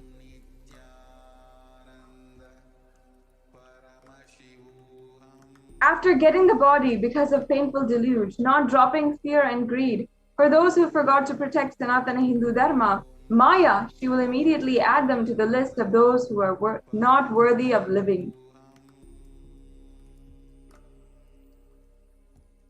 Therefore, Rakshasas and Asuras are automatically taking away their life. Understand properly, for those who stand that even by giving their life, they will protect Dharma, will permanently have Veera Swarga and Kailasa Padavi.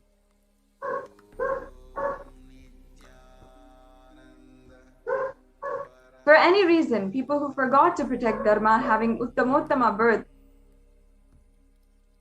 of Sanatana Hindu Dharma birth, there is no other way for them.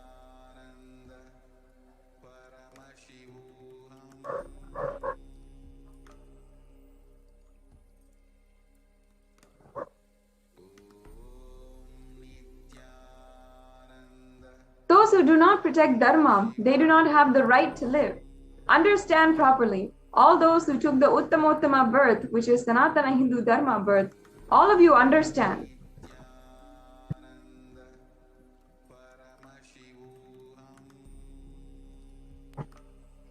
The first responsibility of your life is protecting Dharma. If you protect Dharma, Dharma will protect you. If you forget to protect Sanatana Hindu Dharma, you lose the right of living.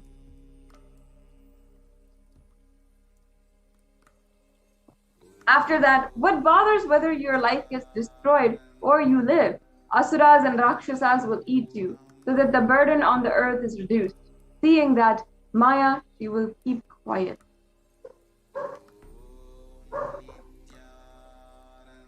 And now we're seeing some of the facts, some of the ways that what Devi is saying has literally come true and has been shown by the number of lives lost, especially in India. So if you see, an overwhelming majority of Hindus, 94% live in one country, which is India. And the largest population outside of India are those in Nepal, which is 2% of all Hindus. And in Bangladesh, which has 1% of all Hindus. And Devi Parashakti had said that if you are Hindu and you forget to protect Sanatana Hindu Dharma, you lose the right of living. Hindus are in India and they are more susceptible to the pandemic. As of 25th of May 2021, the New York Times says the actual figures are likely to be much higher, with more than half of the Indian population infected with COVID or in a worst case scenario. So as you can see here by the New York Times, they've given us some figures with 700.7 million estimated infections and 4.2 million estimated deaths. As we're seeing the alarming and shocking numbers, we have to remind ourselves why this is happening and why Devi Parashakti is guiding us in such a way, especially during these times when it's so difficult to navigate an extremely dark route and you're not able to see what is right, what is good. Devi Parashakti has been so many times telling again and again, even telling us that we are not listening and that we have to listen in order to protect ourselves, that Hindu lives should be protected and we should be ensuring that we are safe. The New York Times says the actual figures here are likely to be much higher and with more than half of the Indian population infected with COVID. And we can see here a graph of the Indian population at 136 crore or 1.36 billion people versus 70 crore or 70 million affected. So now we'll watch a brief video on the Krimi Bhojanam hell opened in India.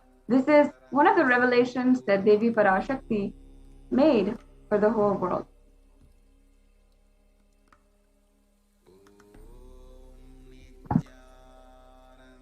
நீ சொல்லும் நபர்கள் போடும் சண்டை சச்சரவெல்லாம் எரியும் பெருநெருப்பில் இருக்கும் 2 எலிகள் போடும் சண்டை போன்றது. யார் சரி யார் தவறென்பது இப்பொழுது முக்கியம் அல்ல. உயிர் காத்துக் கொள்ளுங்கள், எல்லோரும் நன்றாய் புரிந்து கொள்ளுங்கள். நன்மையைச் சொல்லுகின்றேன், உண்மையைச் சொல்லுகின்றேன். இந்திய நாட்டில் இருக்கும் மக்கள் எல்லோரும் கேளுங்கள். கருட புராணத்தில் வியாசன் சொன்ன கிருமி போஜனம் என்னும் நரகம் திறந்து நேரடியாய் இந்தியா மீது இடிபோல் விழுகின்றது. ஆதி கைலாசத்திற்கு ஓடிச் சென்று வருமுன் காத்துக் கொள்வது மட்டுமே ஒரே வழி. கொரோனா பெருந்தொற்று கொள்ளை நோய் கிருமி போஜனம் எனும் நரகத்தை பூமிக்கு கொண்டு வந்து விட்டது. அகோர தாண்டவத்தின் ஆட்டம் யாராலும் அடக்க முடியாத அளவிற்கு ஆரம்பித்து விட்டது. புதிதாய் உருக்கொண்டிருக்கும் இந்த நுண்ணுயிரி மைல்கள் கடந்தும் காற்றினில் உயிரோடு இருந்து மற்ற உயிர்களையும் அழித்து உடல்களை தின்னும் பெரும் வலிவு கொண்ட பேரசுரர்களாய் வலம் வரத் துவங்கி விடுகின்றது. நன்றாய் புரிந்து கொள்ளுங்கள். வருமுன் காத்துக் கொள்ளுங்கள், அது ஒன்றே வழி. அதற்காகவே ஆதி கைலாசத்தை திறந்து வைத்திருக்கின்றேன். உயிர் காத்துக் கொள்ள வேண்டி விரும்பும் எல்லோரும் ஓடுங்கள் ஆதி கைலாசத்திற்கு. இந்தியாவில்தான் இந்த நரகம் திறந்து உலகெங்கும் பரவப் போகின்றது. கிருமி போஜன நரகம் பூமிக்கு வந்துவிட்டது. மனிதர்கள் செய்த மகா கொடுமைகளினால். அன்னை முன்னின்று என் அடியவரை காப்பேன் சொல்வதை கேட்டு உயிர் காத்துக் கொள்ள விரும்புவோர் வருமுன் காப்பது ஒன்றே வழி என்று தெரிந்து செல்லுங்கள் ஆதி கையிலைக்கு. ஓம் ஓம் ஓம்.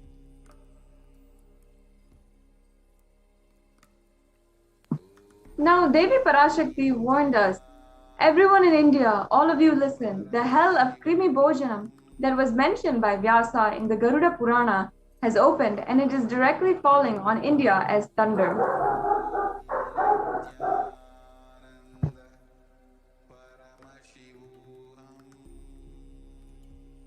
Running to Adi Kailasa and protection from it is the only way.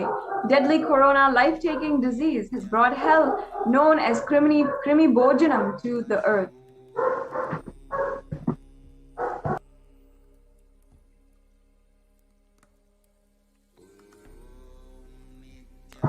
The dance of Aghora Tandava, which is one could control, has started. No one could control has started. This microorganism that has formed will be alive in air for miles together, destroying other souls. It will eat bodies.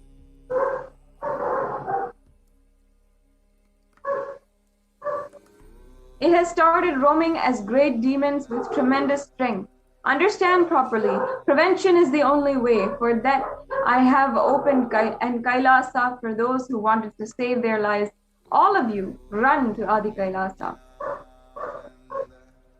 Only in India, this hell is going to open and it is going to spread to the whole world. The Krimi Bhojanam hell has come to earth because of the suffering done by humans. Mother, I will protect those at my feet.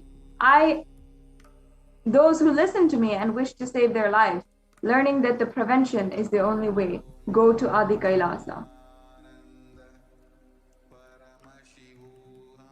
Now, Krimi Bhojana, what is it, if you're wondering, is one of the 28 hells described in Hindu scriptures, where people are sent to suffer. And it has many references, including the Garuda Purana, where cosmogony of hell and the other nether regions is described. It also has reference in the Devi Bhagavata Purana, the Devi Mahatmyam, where in chapter 21, it's speaking on the narrative of hells, and chapter 22 on the narrative of the sins leading to the hells, and in the Shiva Purana, chapter 16, where it's talking about the upliftment from hell.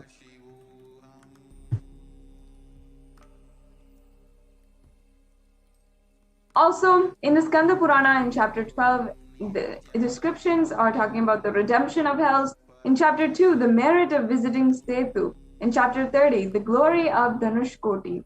In the Brahma Purana, Krimi Bhojana is in chapter 20, where in the hells of the nether regions, and chapter 106, where it's describing the sufferings in hell.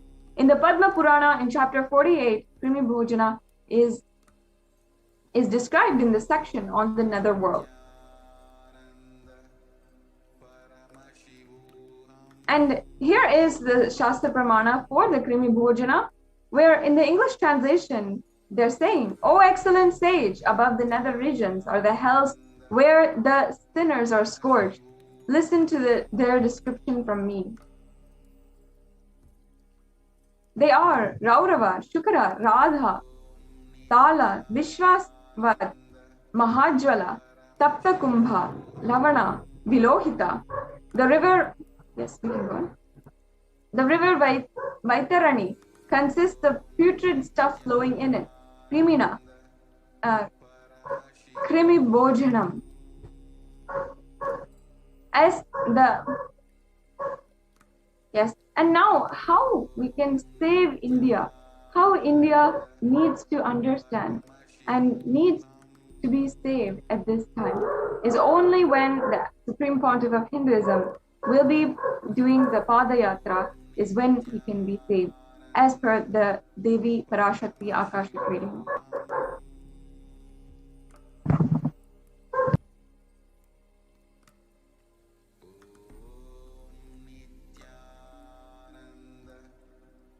ಓಂ ಓಂ ವಿನಾಯಕ ஸ்ரீகண்ட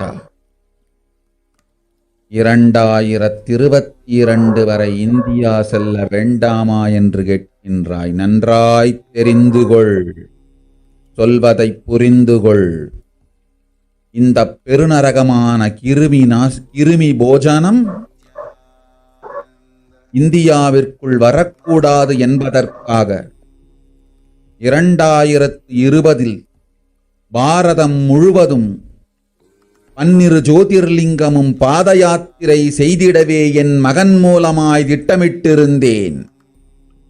படுபாவிகள் ஓடத்தின் மாலுமியை ஊர்விட்டு துரத்தினார்கள். என்ன நடக்கிறதென்று பார். முறையாக கைலாய நாட்டின் தலைவனாக நிறை மரியாதையொடு நல் மதிப்பொடு என் நிஜாவதாரம் நித்யானந்தன் திருவடி மீண்டும் பாரதத்தில் பட்டு பாத யாத்திரை செய்த பிறகு மட்டுமே நீ அங்கு செல்ல வேண்டும். அதுவரை உன்னை காத்து செல்லாதே. ஓ ஓ ஓ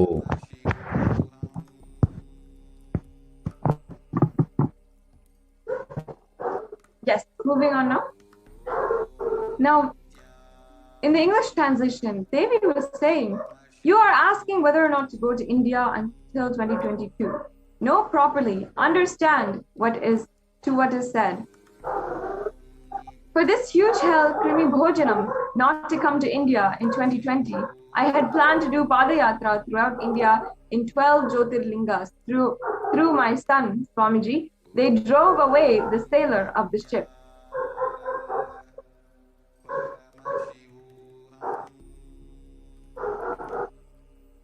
The next slide, please. See what is happening properly. As the leader of Kailasa nation, with complete respect, with good regards, when my Nijavatara Nithyananda's feet touches on Bharata,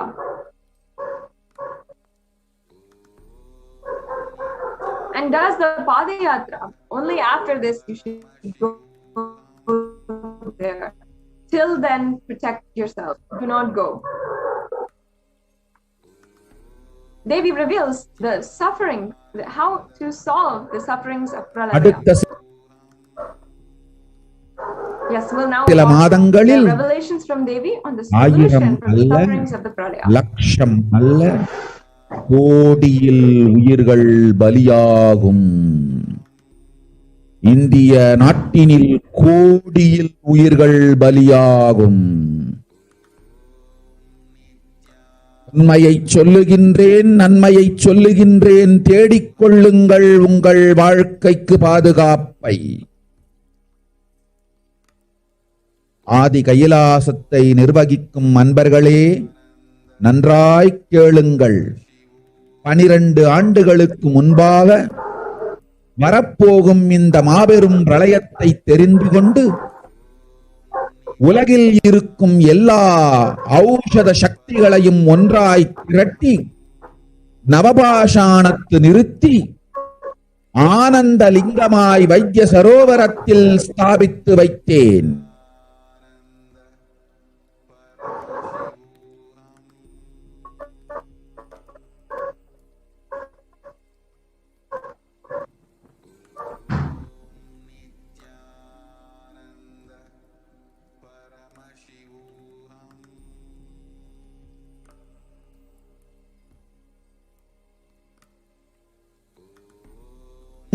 நவபாஷாண தீர்த்தத்தில் தீர்த்தமாடிச் செல்ல அனுமதியுங்கள். அதற்கு வகை செய்யும் விதத்திலே நல்ல முறையிலே எல்லா நன்மையும் செய்து வையுங்கள். இந்த தீர்த்தத்தில் தீர்த்தமாடியோர்க்கும் அந்த தீர்த்தத்தை அருந்தியோர்க்கும் கொரோனா கொடுந்தொற்று வராது, மரணம் இல்லை, துக்கம் இல்லை. இது அறிவியல் பூர்வமாய் அனுபவபூர்வமாய் நிரூபிக்கப்படும். அதனால் கோடிக்கணக்கில் மக்கள் வரிசையில் நின்று தினந்தோறும் வந்து நவபாஷாணத்தாலான ஆனந்த லிங்கத்தில், நித்யானந்த லிங்கத்தில் நீராடி வணங்கி நன்மை பெற்றுச் செல்வார்கள். நன்றாய் கேளுங்கள் மக்களே. 12 ஆண்டுகள் முன்பாக பராசக்தி நான் செய்து வைத்த நவபாஷாணம் சித்தித்து, புளித்து, பழுத்து, முதிர்ந்து ரசவாத யோகத்தில் சித்தியாகி இன்று நிறைந்த நவபாஷாண நித்யானந்த லிங்கமாய் வைத்திய சரோவரத்தில் மலர்ந்திருக்கின்றது. இதை செய்த காரணம் வரப்போகும் பிரபஞ்சத்தின் பிரளயத்திலிருந்து மக்களை காத்திடவே. எல்லோரும் கேளுங்கள். ஆதி கைலாசத்து நேரடியாய் மறைமுகமாய் உதவி செய்து உடன் இருந்த எல்லோரும் கேளுங்கள். உங்கள் எல்லோரையும் நம்பியே இந்த படகை நாம் உருவாக்கினோம். இந்த பெரும் சேவையில் எல்லோரும் வந்து பாகமாயிருந்து கொரோனா வராதவர், வந்தவர், வந்து நீங்கியோர், இவர்கள் எல்லோருக்கும் மாபெரும் மருந்து நவபாஷாண நித்யானந்த லிங்கத்து தீர்த்த விருந்து. எல்லோரும் வந்து நல் நீராடி தற்காப்பும் பெற்று நோய் கண்டவர் நோயும் தீர்ந்து நன்மையெல்லாம் அடைந்திட இந்திய நாட்டு மக்களே, உங்களால் இயன்றதை செய்திடுங்கள். உங்கள் எல்லோர்க்கும் நல் பாதுகாப்பும் உண்டு, நல்லதும் உண்டு. என்னை இழந்தாலும் என்னை நீங்கள் மறுத்தாலும் உங்களை நான் காப்பேன், அஞ்சாதீர்கள். பெருங்கருணை பேரருளால் நான் செய்து வைத்த கப்பலை உபயோகித்து இந்த ஆழிப் பிரளயத்தின் பெருங்கூத்து ஊழிக் கூத்திலிருந்து உங்களை காத்துக் கொள்ளுங்கள். உண்மையை சொல்லிவிட்டேன், நன்மையை சொல்லிவிட்டேன்.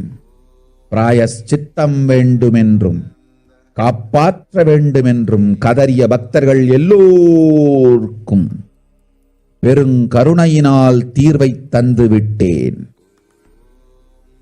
அன்பர்களே, பக்தர்களே, சீடர்களே, என் சொல் கேட்கும்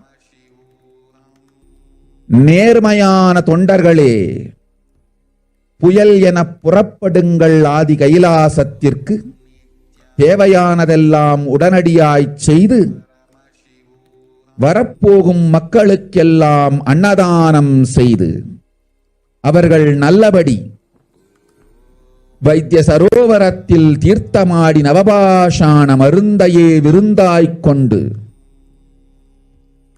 நோயிலிருந்து தற்காப்பும் பெற்று உயிர்காப்பும் பெற்று நல்லபடியாய் வாழ்ந்திட தேவையான சேவைகளை செய்யுங்கள். இதுதான் உங்கள் எல்லோருக்கும் பிராயஷ்சித்தம். நித்யானந்தன் வடிவு தாங்கி நிஜாவதாரமாய் நான் இந்திய நாட்டில் வந்தபொழுது என்னை வைத்து வாழாத பெருங்குற்றத்திற்கு பிராயஷ்சித்தம் இதுவே உங்களுக்கு. இதை யாவது செய்து, இது ஒன்றையாவது செய்து உங்களையும் காத்துக் கொள்ளுங்கள், நாட்டையும் காத்திடுங்கள். கோடிகளில் உயிர்கள் போகப் போகின்றது என்பதை நேரில் காண்பீர்கள். கண்ட பிறகுதான் நான் சொல்லும் வார்த்தையின் சத்தியமும் உண்மையும் உங்களுக்கு புரியப் போகின்றது. அழிவதற்கு முன் வந்து நவபாஷாண மருந்தை விருந்தாய்ப் பெற்று மரணத்திலிருந்து உங்களை காத்துக் கொள்ளுங்கள். மக்களே, இது ஒன்றே வழி. ஓம் ஓம் ஓம். பெருங்கருணை பேரருளால் அன்னை பராசக்தி அருளினேன் சத்தியத்தை. இந்த ஒரு சத்தியத்தை உடனடியாய் புரிந்து கொண்டு உங்களுக்கும் உலகத்துக்கும் நன்மை செய்து கொள்ளுங்கள். ஆதி கைலாசத்து நித்யானந்த லிங்கத்தின் எல்லைக்குள் ஆருக்கும் கொரோனா கொடுந்தொற்று தீண்டாது.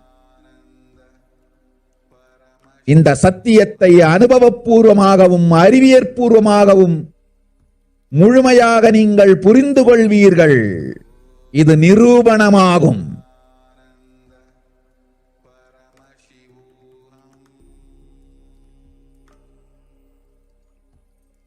அன்னை பராசக்தி 12 ஆண்டுகளுக்கு முன்பாக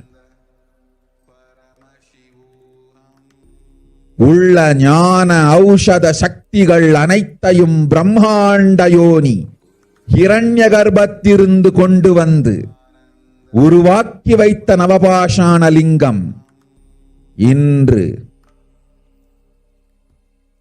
பிரளயத்திலிருந்து காக்கும் பெரும் கப்பலாய் உங்களுக்கு ஊதாவும். என்னை இழந்தாலும் நான் செய்து வைத்த இந்த ரசவாத ஞானத்தின் துணை இழக்காமல் உங்களை நீங்களே காத்துக் கொள்ளுங்கள். இது ஒன்றே வழி. மக்களே, இது ஒன்றே வழி. ஓம் ஓம் ஓம் ஓம் ஓம்.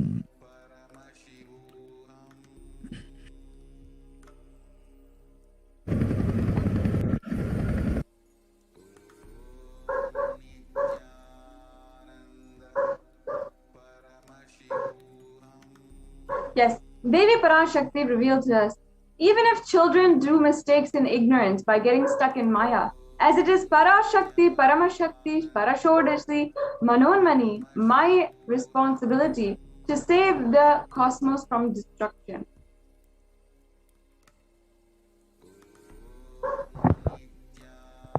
I am telling some of the truths. Please listen. Listen properly. Within the next months, few months, not in thousands or lakhs, lives will be lost in crores. Crores of lives will be lost in India. I am telling you the truth. I am telling you the good. Search for protection in your life. This is the ultimate guidance given by Devi Parashakti at this time.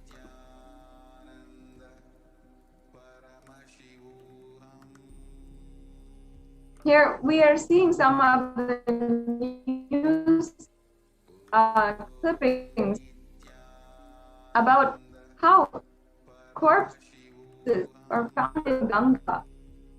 In the books, locals more worry about water contamination, where water is a source for irrigation, source for their drinking, and source for sanitation. So when it is infected by contaminated by bodies that were dying from COVID, it is extremely concerning. So Devi Parashakti had said that in another few months, not only in thousands or lakhs, but crores of lives will be lost. And here we're seeing how there's so many bodies, even in Ganga, being uncovered. The next slide, please. And not only that, we have from India News.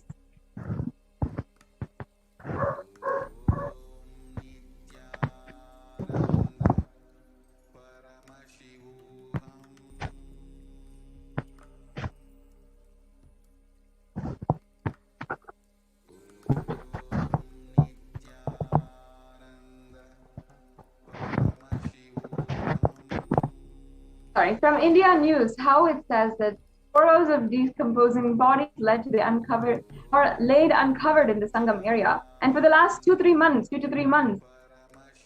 people have been burying their dead here. Sand covered in bodies is being blown away by strong winds and exposing the decomposing bodies.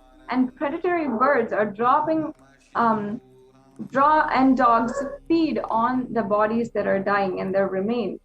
This is really the atrocities that is ongoing in India at the moment.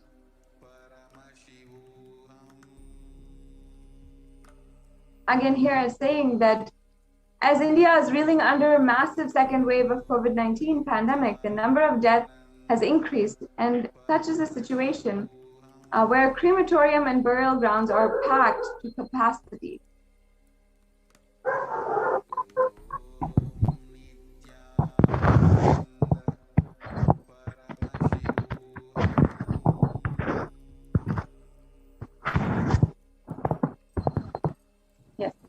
And in another piece of news, shocking, over 150 COVID dead bodies are dumped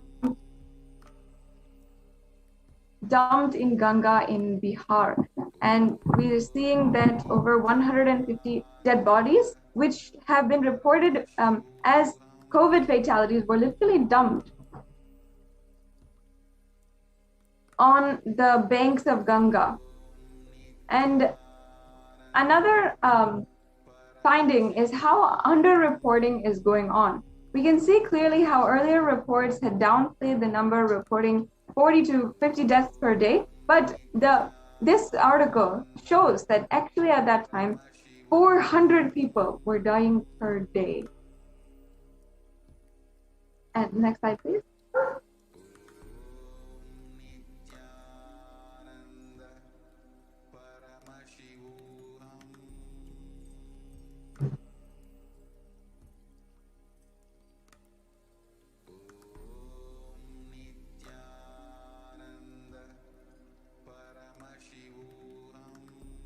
The next slide, please.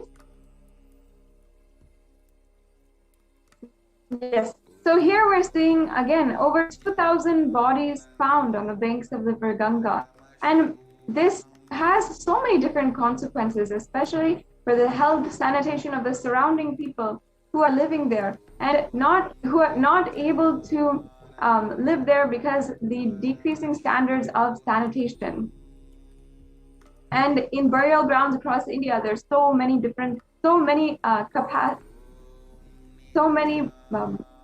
pyres that are needing to be built.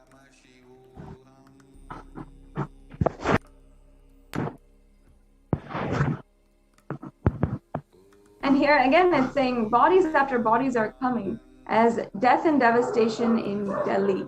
And crematoriums and burial grounds are running out of space in the capital. And this is from one of a very prestigious article that our journal that has been tracking the updates of coronavirus. In cremation grounds across India, they're reaching capacity, and not only that, hurrying to build more pyres. Really, never before in history did we see so much of these kinds of situation where there are lines in front of the hospital as well as in the crematorium. And here you can see round-the-clock mass cremations, how 24/7 they are literally cremating more and more bodies and not having off. Workers there are completely exhausted.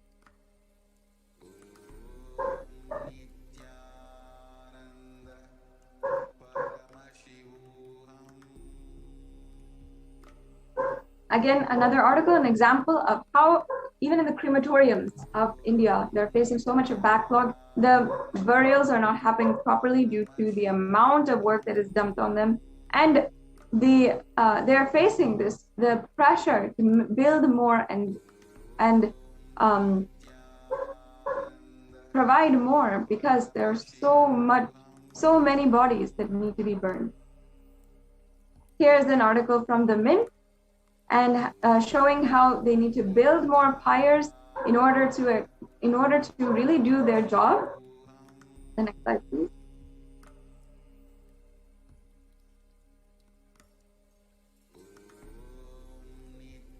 And here is an article describing the happenings in Delhi about how so many people are dying and never before they've had this circumstance before.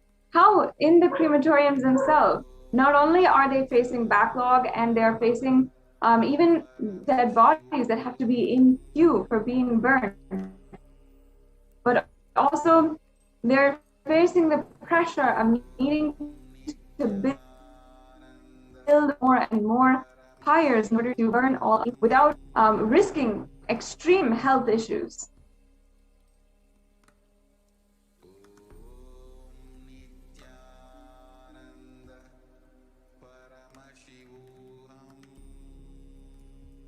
The next slide, please.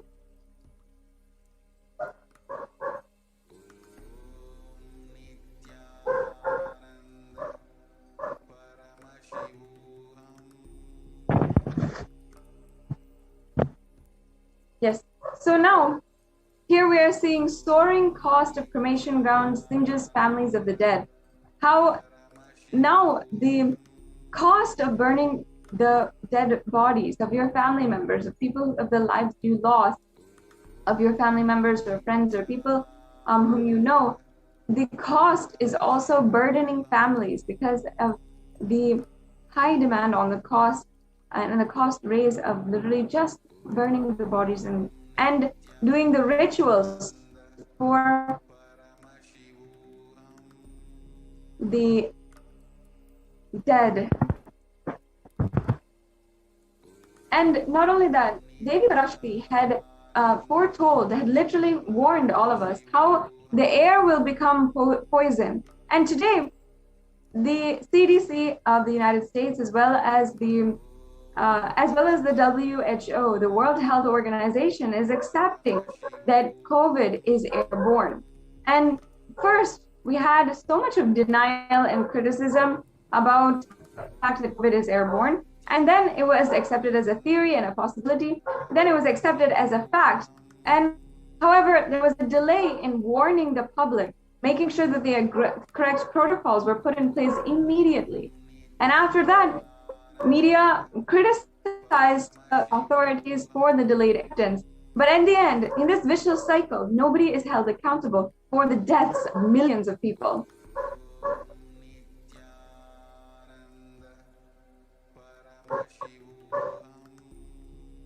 The next slide, please.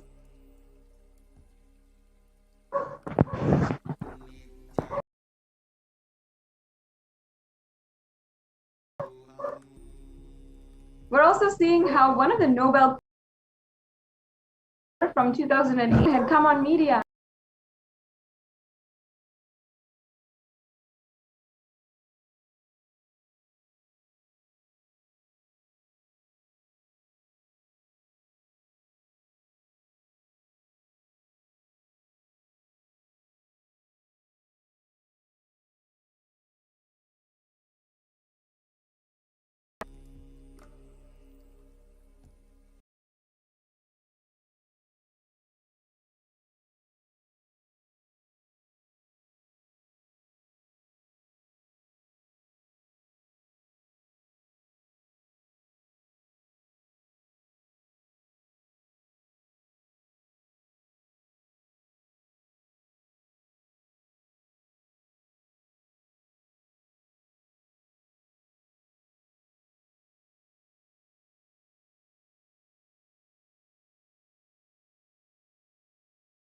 India.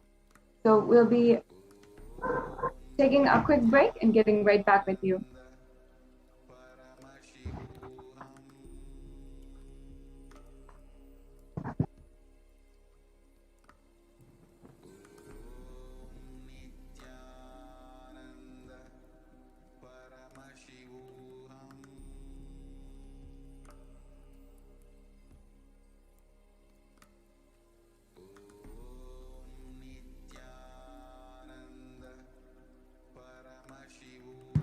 Sorry for the technical difficulties.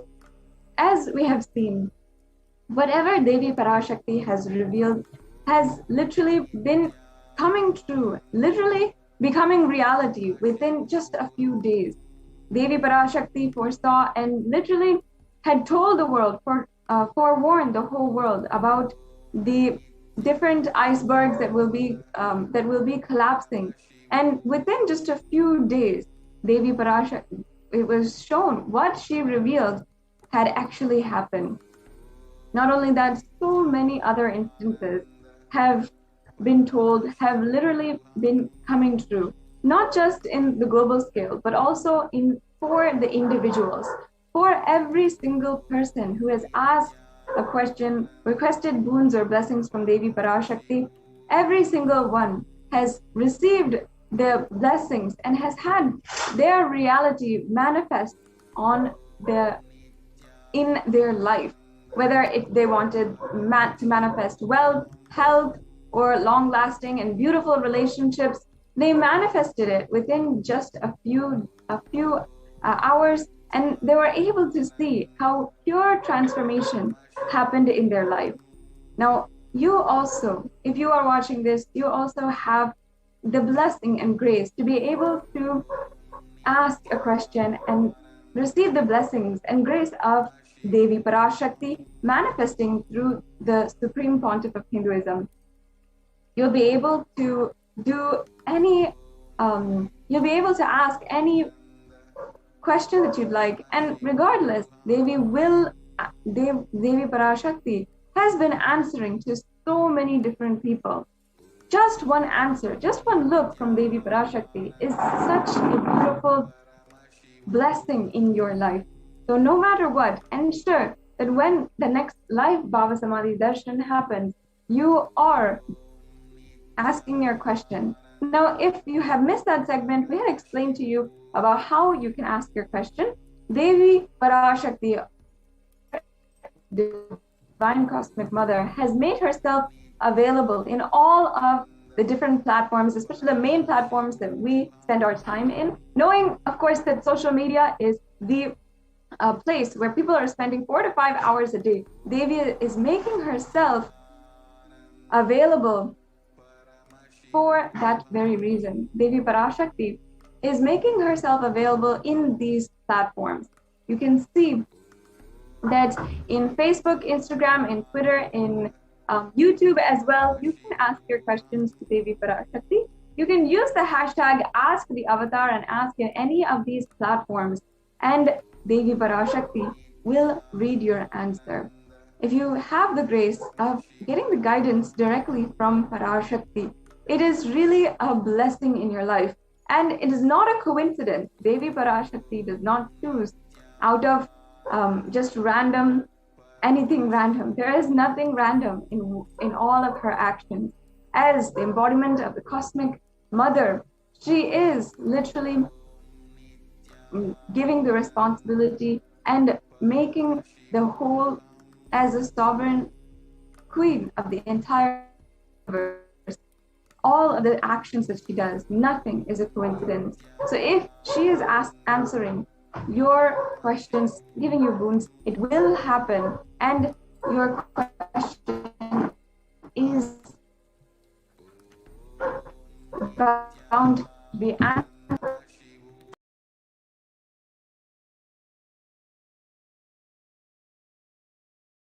Share this program link in all the social media platforms. As I was saying, each and every one of us spend so much of time on social media.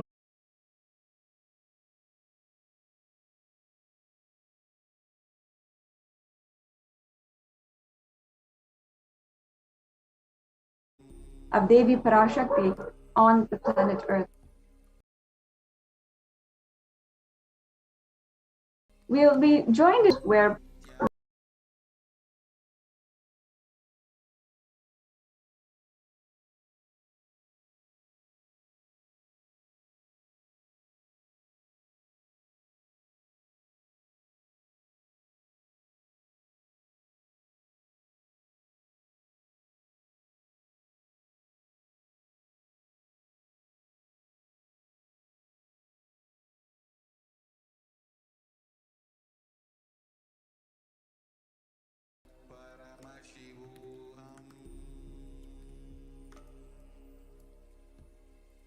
in just a few minutes we'll be joined by the Adi Kailasa Sarvagidam administrators. Every single one of you can watch to understand the update, see how the Kailasa COVID Care Center is being run with the guidance of the Supreme Council of Hinduism. We'll be right back with you after a very quick break.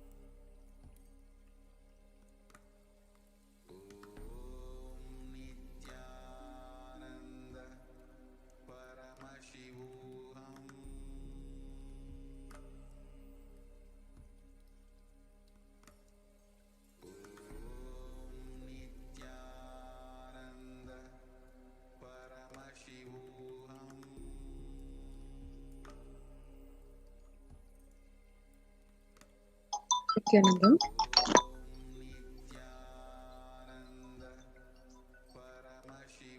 Nithyanandam. and welcome to the Adi Kailasa ship segment. We will go over the Kailasa's de facto spiritual embassies as COVID care protection centers and one unique aspect of them regarding the lifestyle in the COVID care protection centers.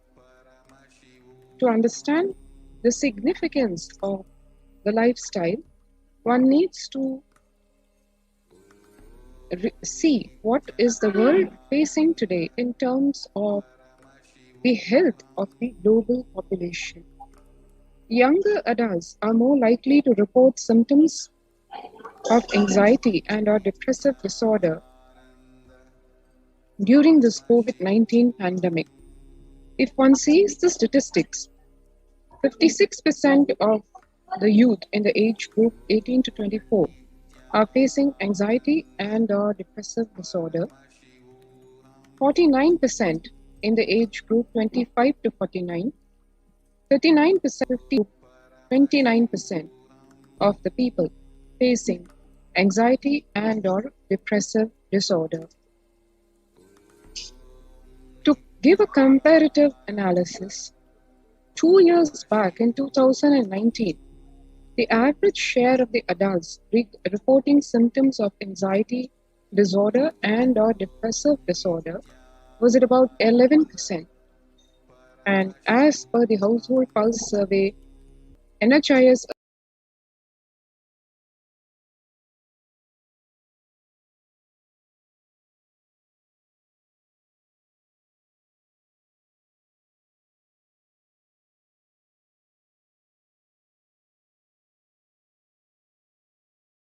in the workplace, for example, there is having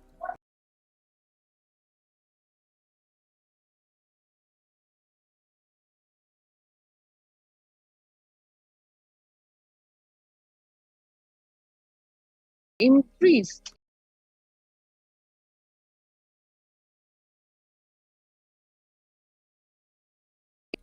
in US. Cases of depression have tripled during a dramatic increase in the number of reporting symptoms of depression during the COVID-19 pandemic. The number of adults experiencing depression in the US has tripled according to a major study. Researchers estimate that more than 1 in US, 4 US symptoms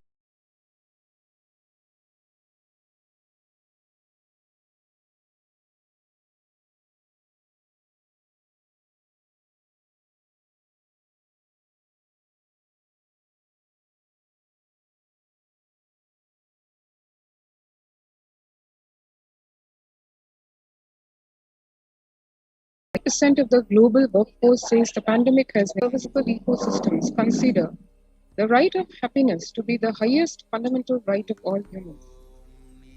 The ultimate goal for Hinduism and Kailasa, led by the Supreme Pontiff of Hinduism, Bhagavan Nithyananda Paramashivam, is the material and spiritual well-being and prosperity of humanity. The Supreme Pontiff of Hinduism says, Kailasa is a place where everything related to superconsciousness is revived. All the sampradayas, all the spiritual ecosystems created for enlightenment will be revived and established in such a way it never gets lost again. They're forever serving the humanity.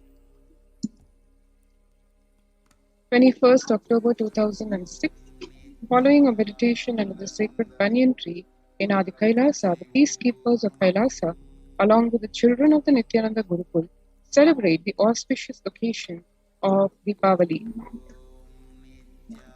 22nd December 2018, the peacekeepers of Kailasa and participants of the Paramashivoham meditation workshop take part in the celebrations of a traditional flag hoisting ceremony.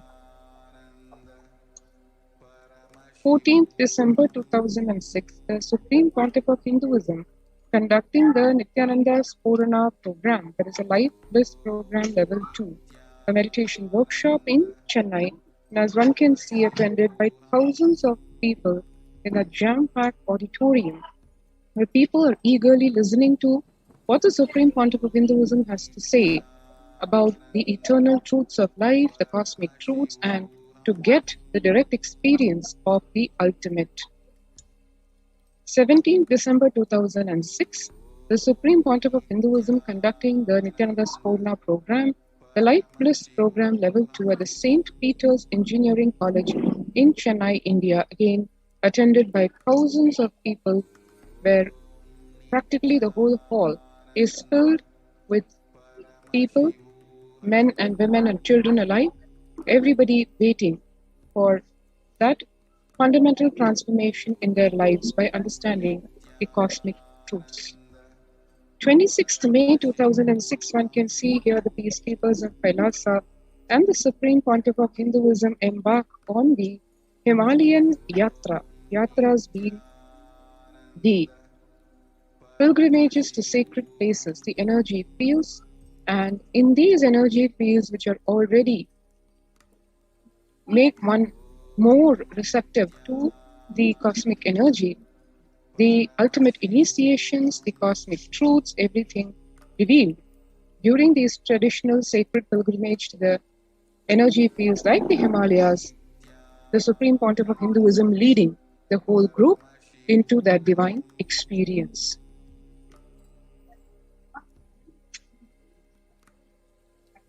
"20th December 2011, the temple ecosystem of Tiruvannamalai serves as a driving factor in maintaining the lifestyle of health, wealth, and well-being for the denizens of Tiruvannamalai, one of the remaining living temple ecosystems. 31st December 2018, the peacekeepers of Kailasa and participants of the Paramashivoham meditation workshop take part in the morning meditation and traditional puja or ritualistic worship, which is part of the meditation, the 21-day meditation workshop.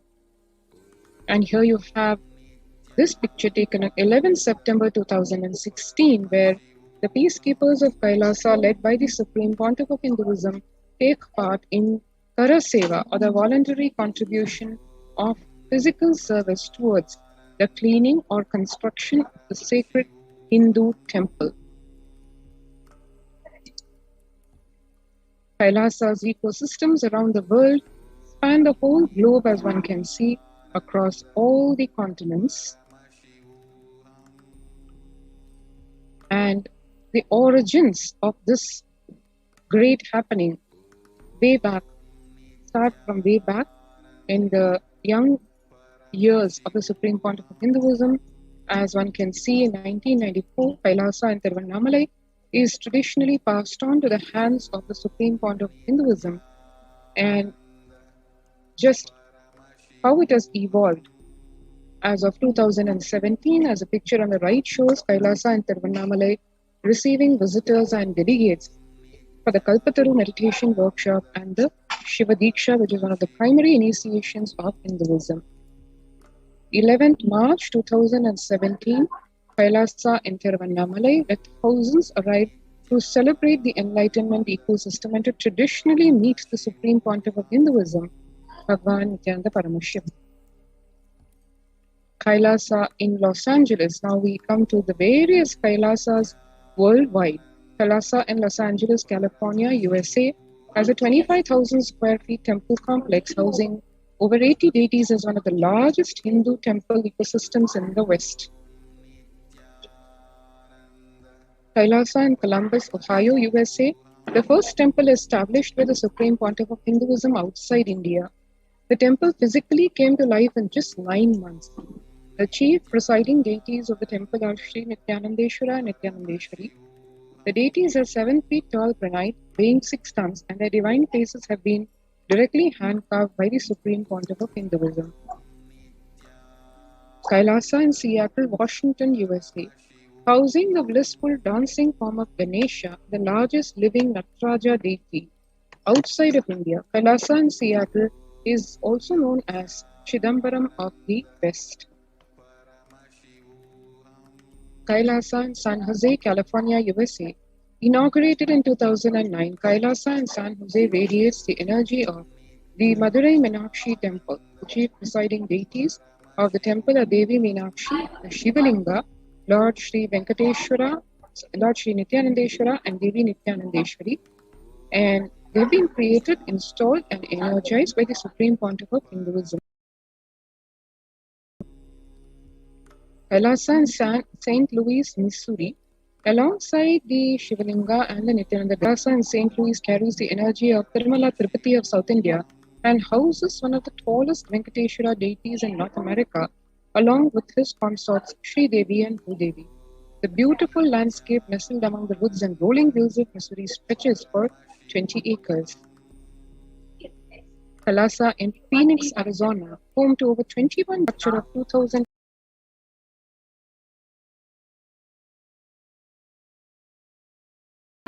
Serving as an energy field of worship, meditation, and celebration. And as recent as 2017, Kailasa in Houston, inaugurated by the Supreme Pontiff of Hinduism and declared as a Parihara Sthala for all the Navagraha doshas. Kailasa in Toronto, Canada, inaugurated in July 2011. It's the only Hindu temple in the West with all 63 Nayanmars, 18 Siddhas residing as deities. Temple deities here are seated exactly as they existentially reside in Kailasa around Paramashiva, the primordial deity of Hinduism. Kailasa in Toronto, Canada, active and alive from 2011 onwards, Kailasa in Toronto has been blessed to radiate the superconscious energy of Kailasa. This temple ecosystem goes on providing various temple services to the community such as Annadan and traditional Hindu ceremonies. And now, after having seen a quick glimpse of all the Kailasa temple ecosystems worldwide, let us now take a short break before we enter the next segment, which is the spiritual routine during the Brahma Muhurta and how that aligns oneself and helps us overcome the pandemic fatigue.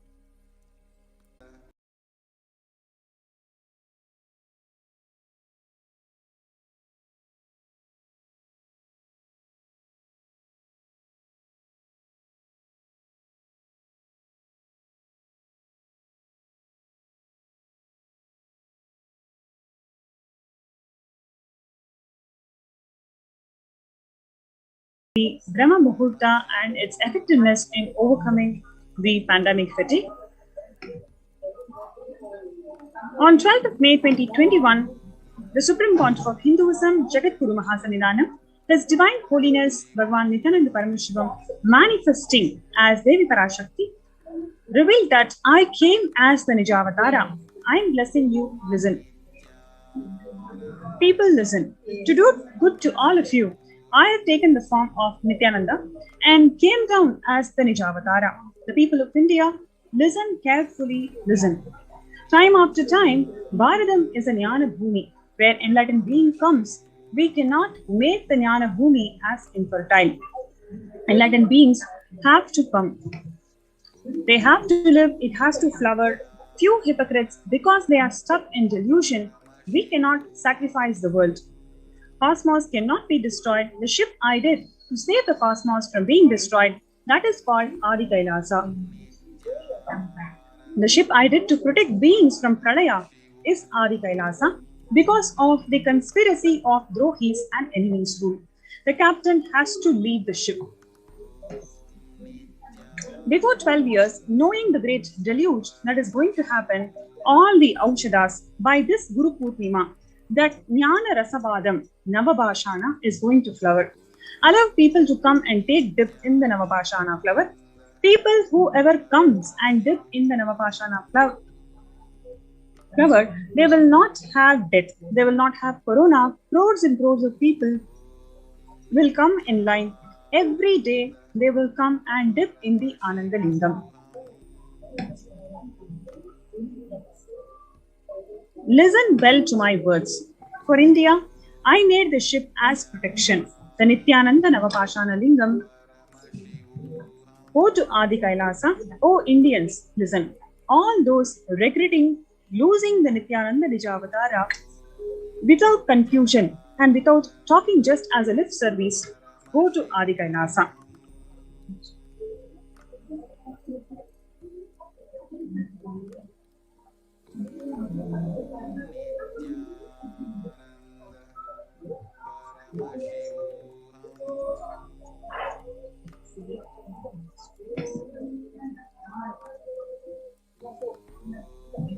Crores of people will come there looking for health, Navabhashana, water feast and medicine to get health and protection and enlightenment.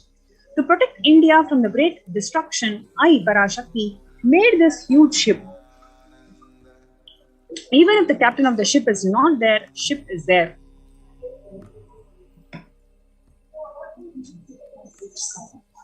When the first world countries closed their borders during a massive global emergency, Kailasa has opened its door to all without exception.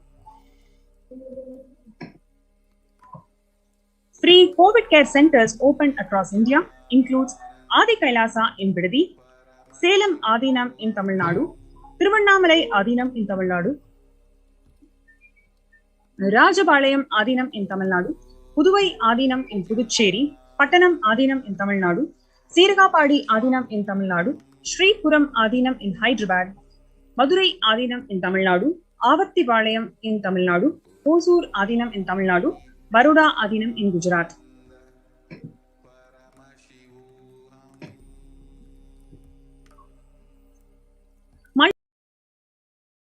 Opened across India includes the various spiritual and social services that are being offered during pandemic in Kailasa's de facto spiritual embassies across India.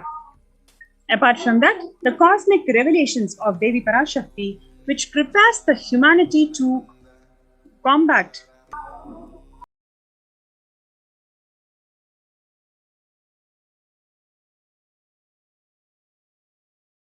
facto spiritual embassies across India includes the medical care, which is thousands of people, accommodation for multi-layer quarantine, then you have the emergency ambulances, ICU on wheels, personal protective medical equipment, food security,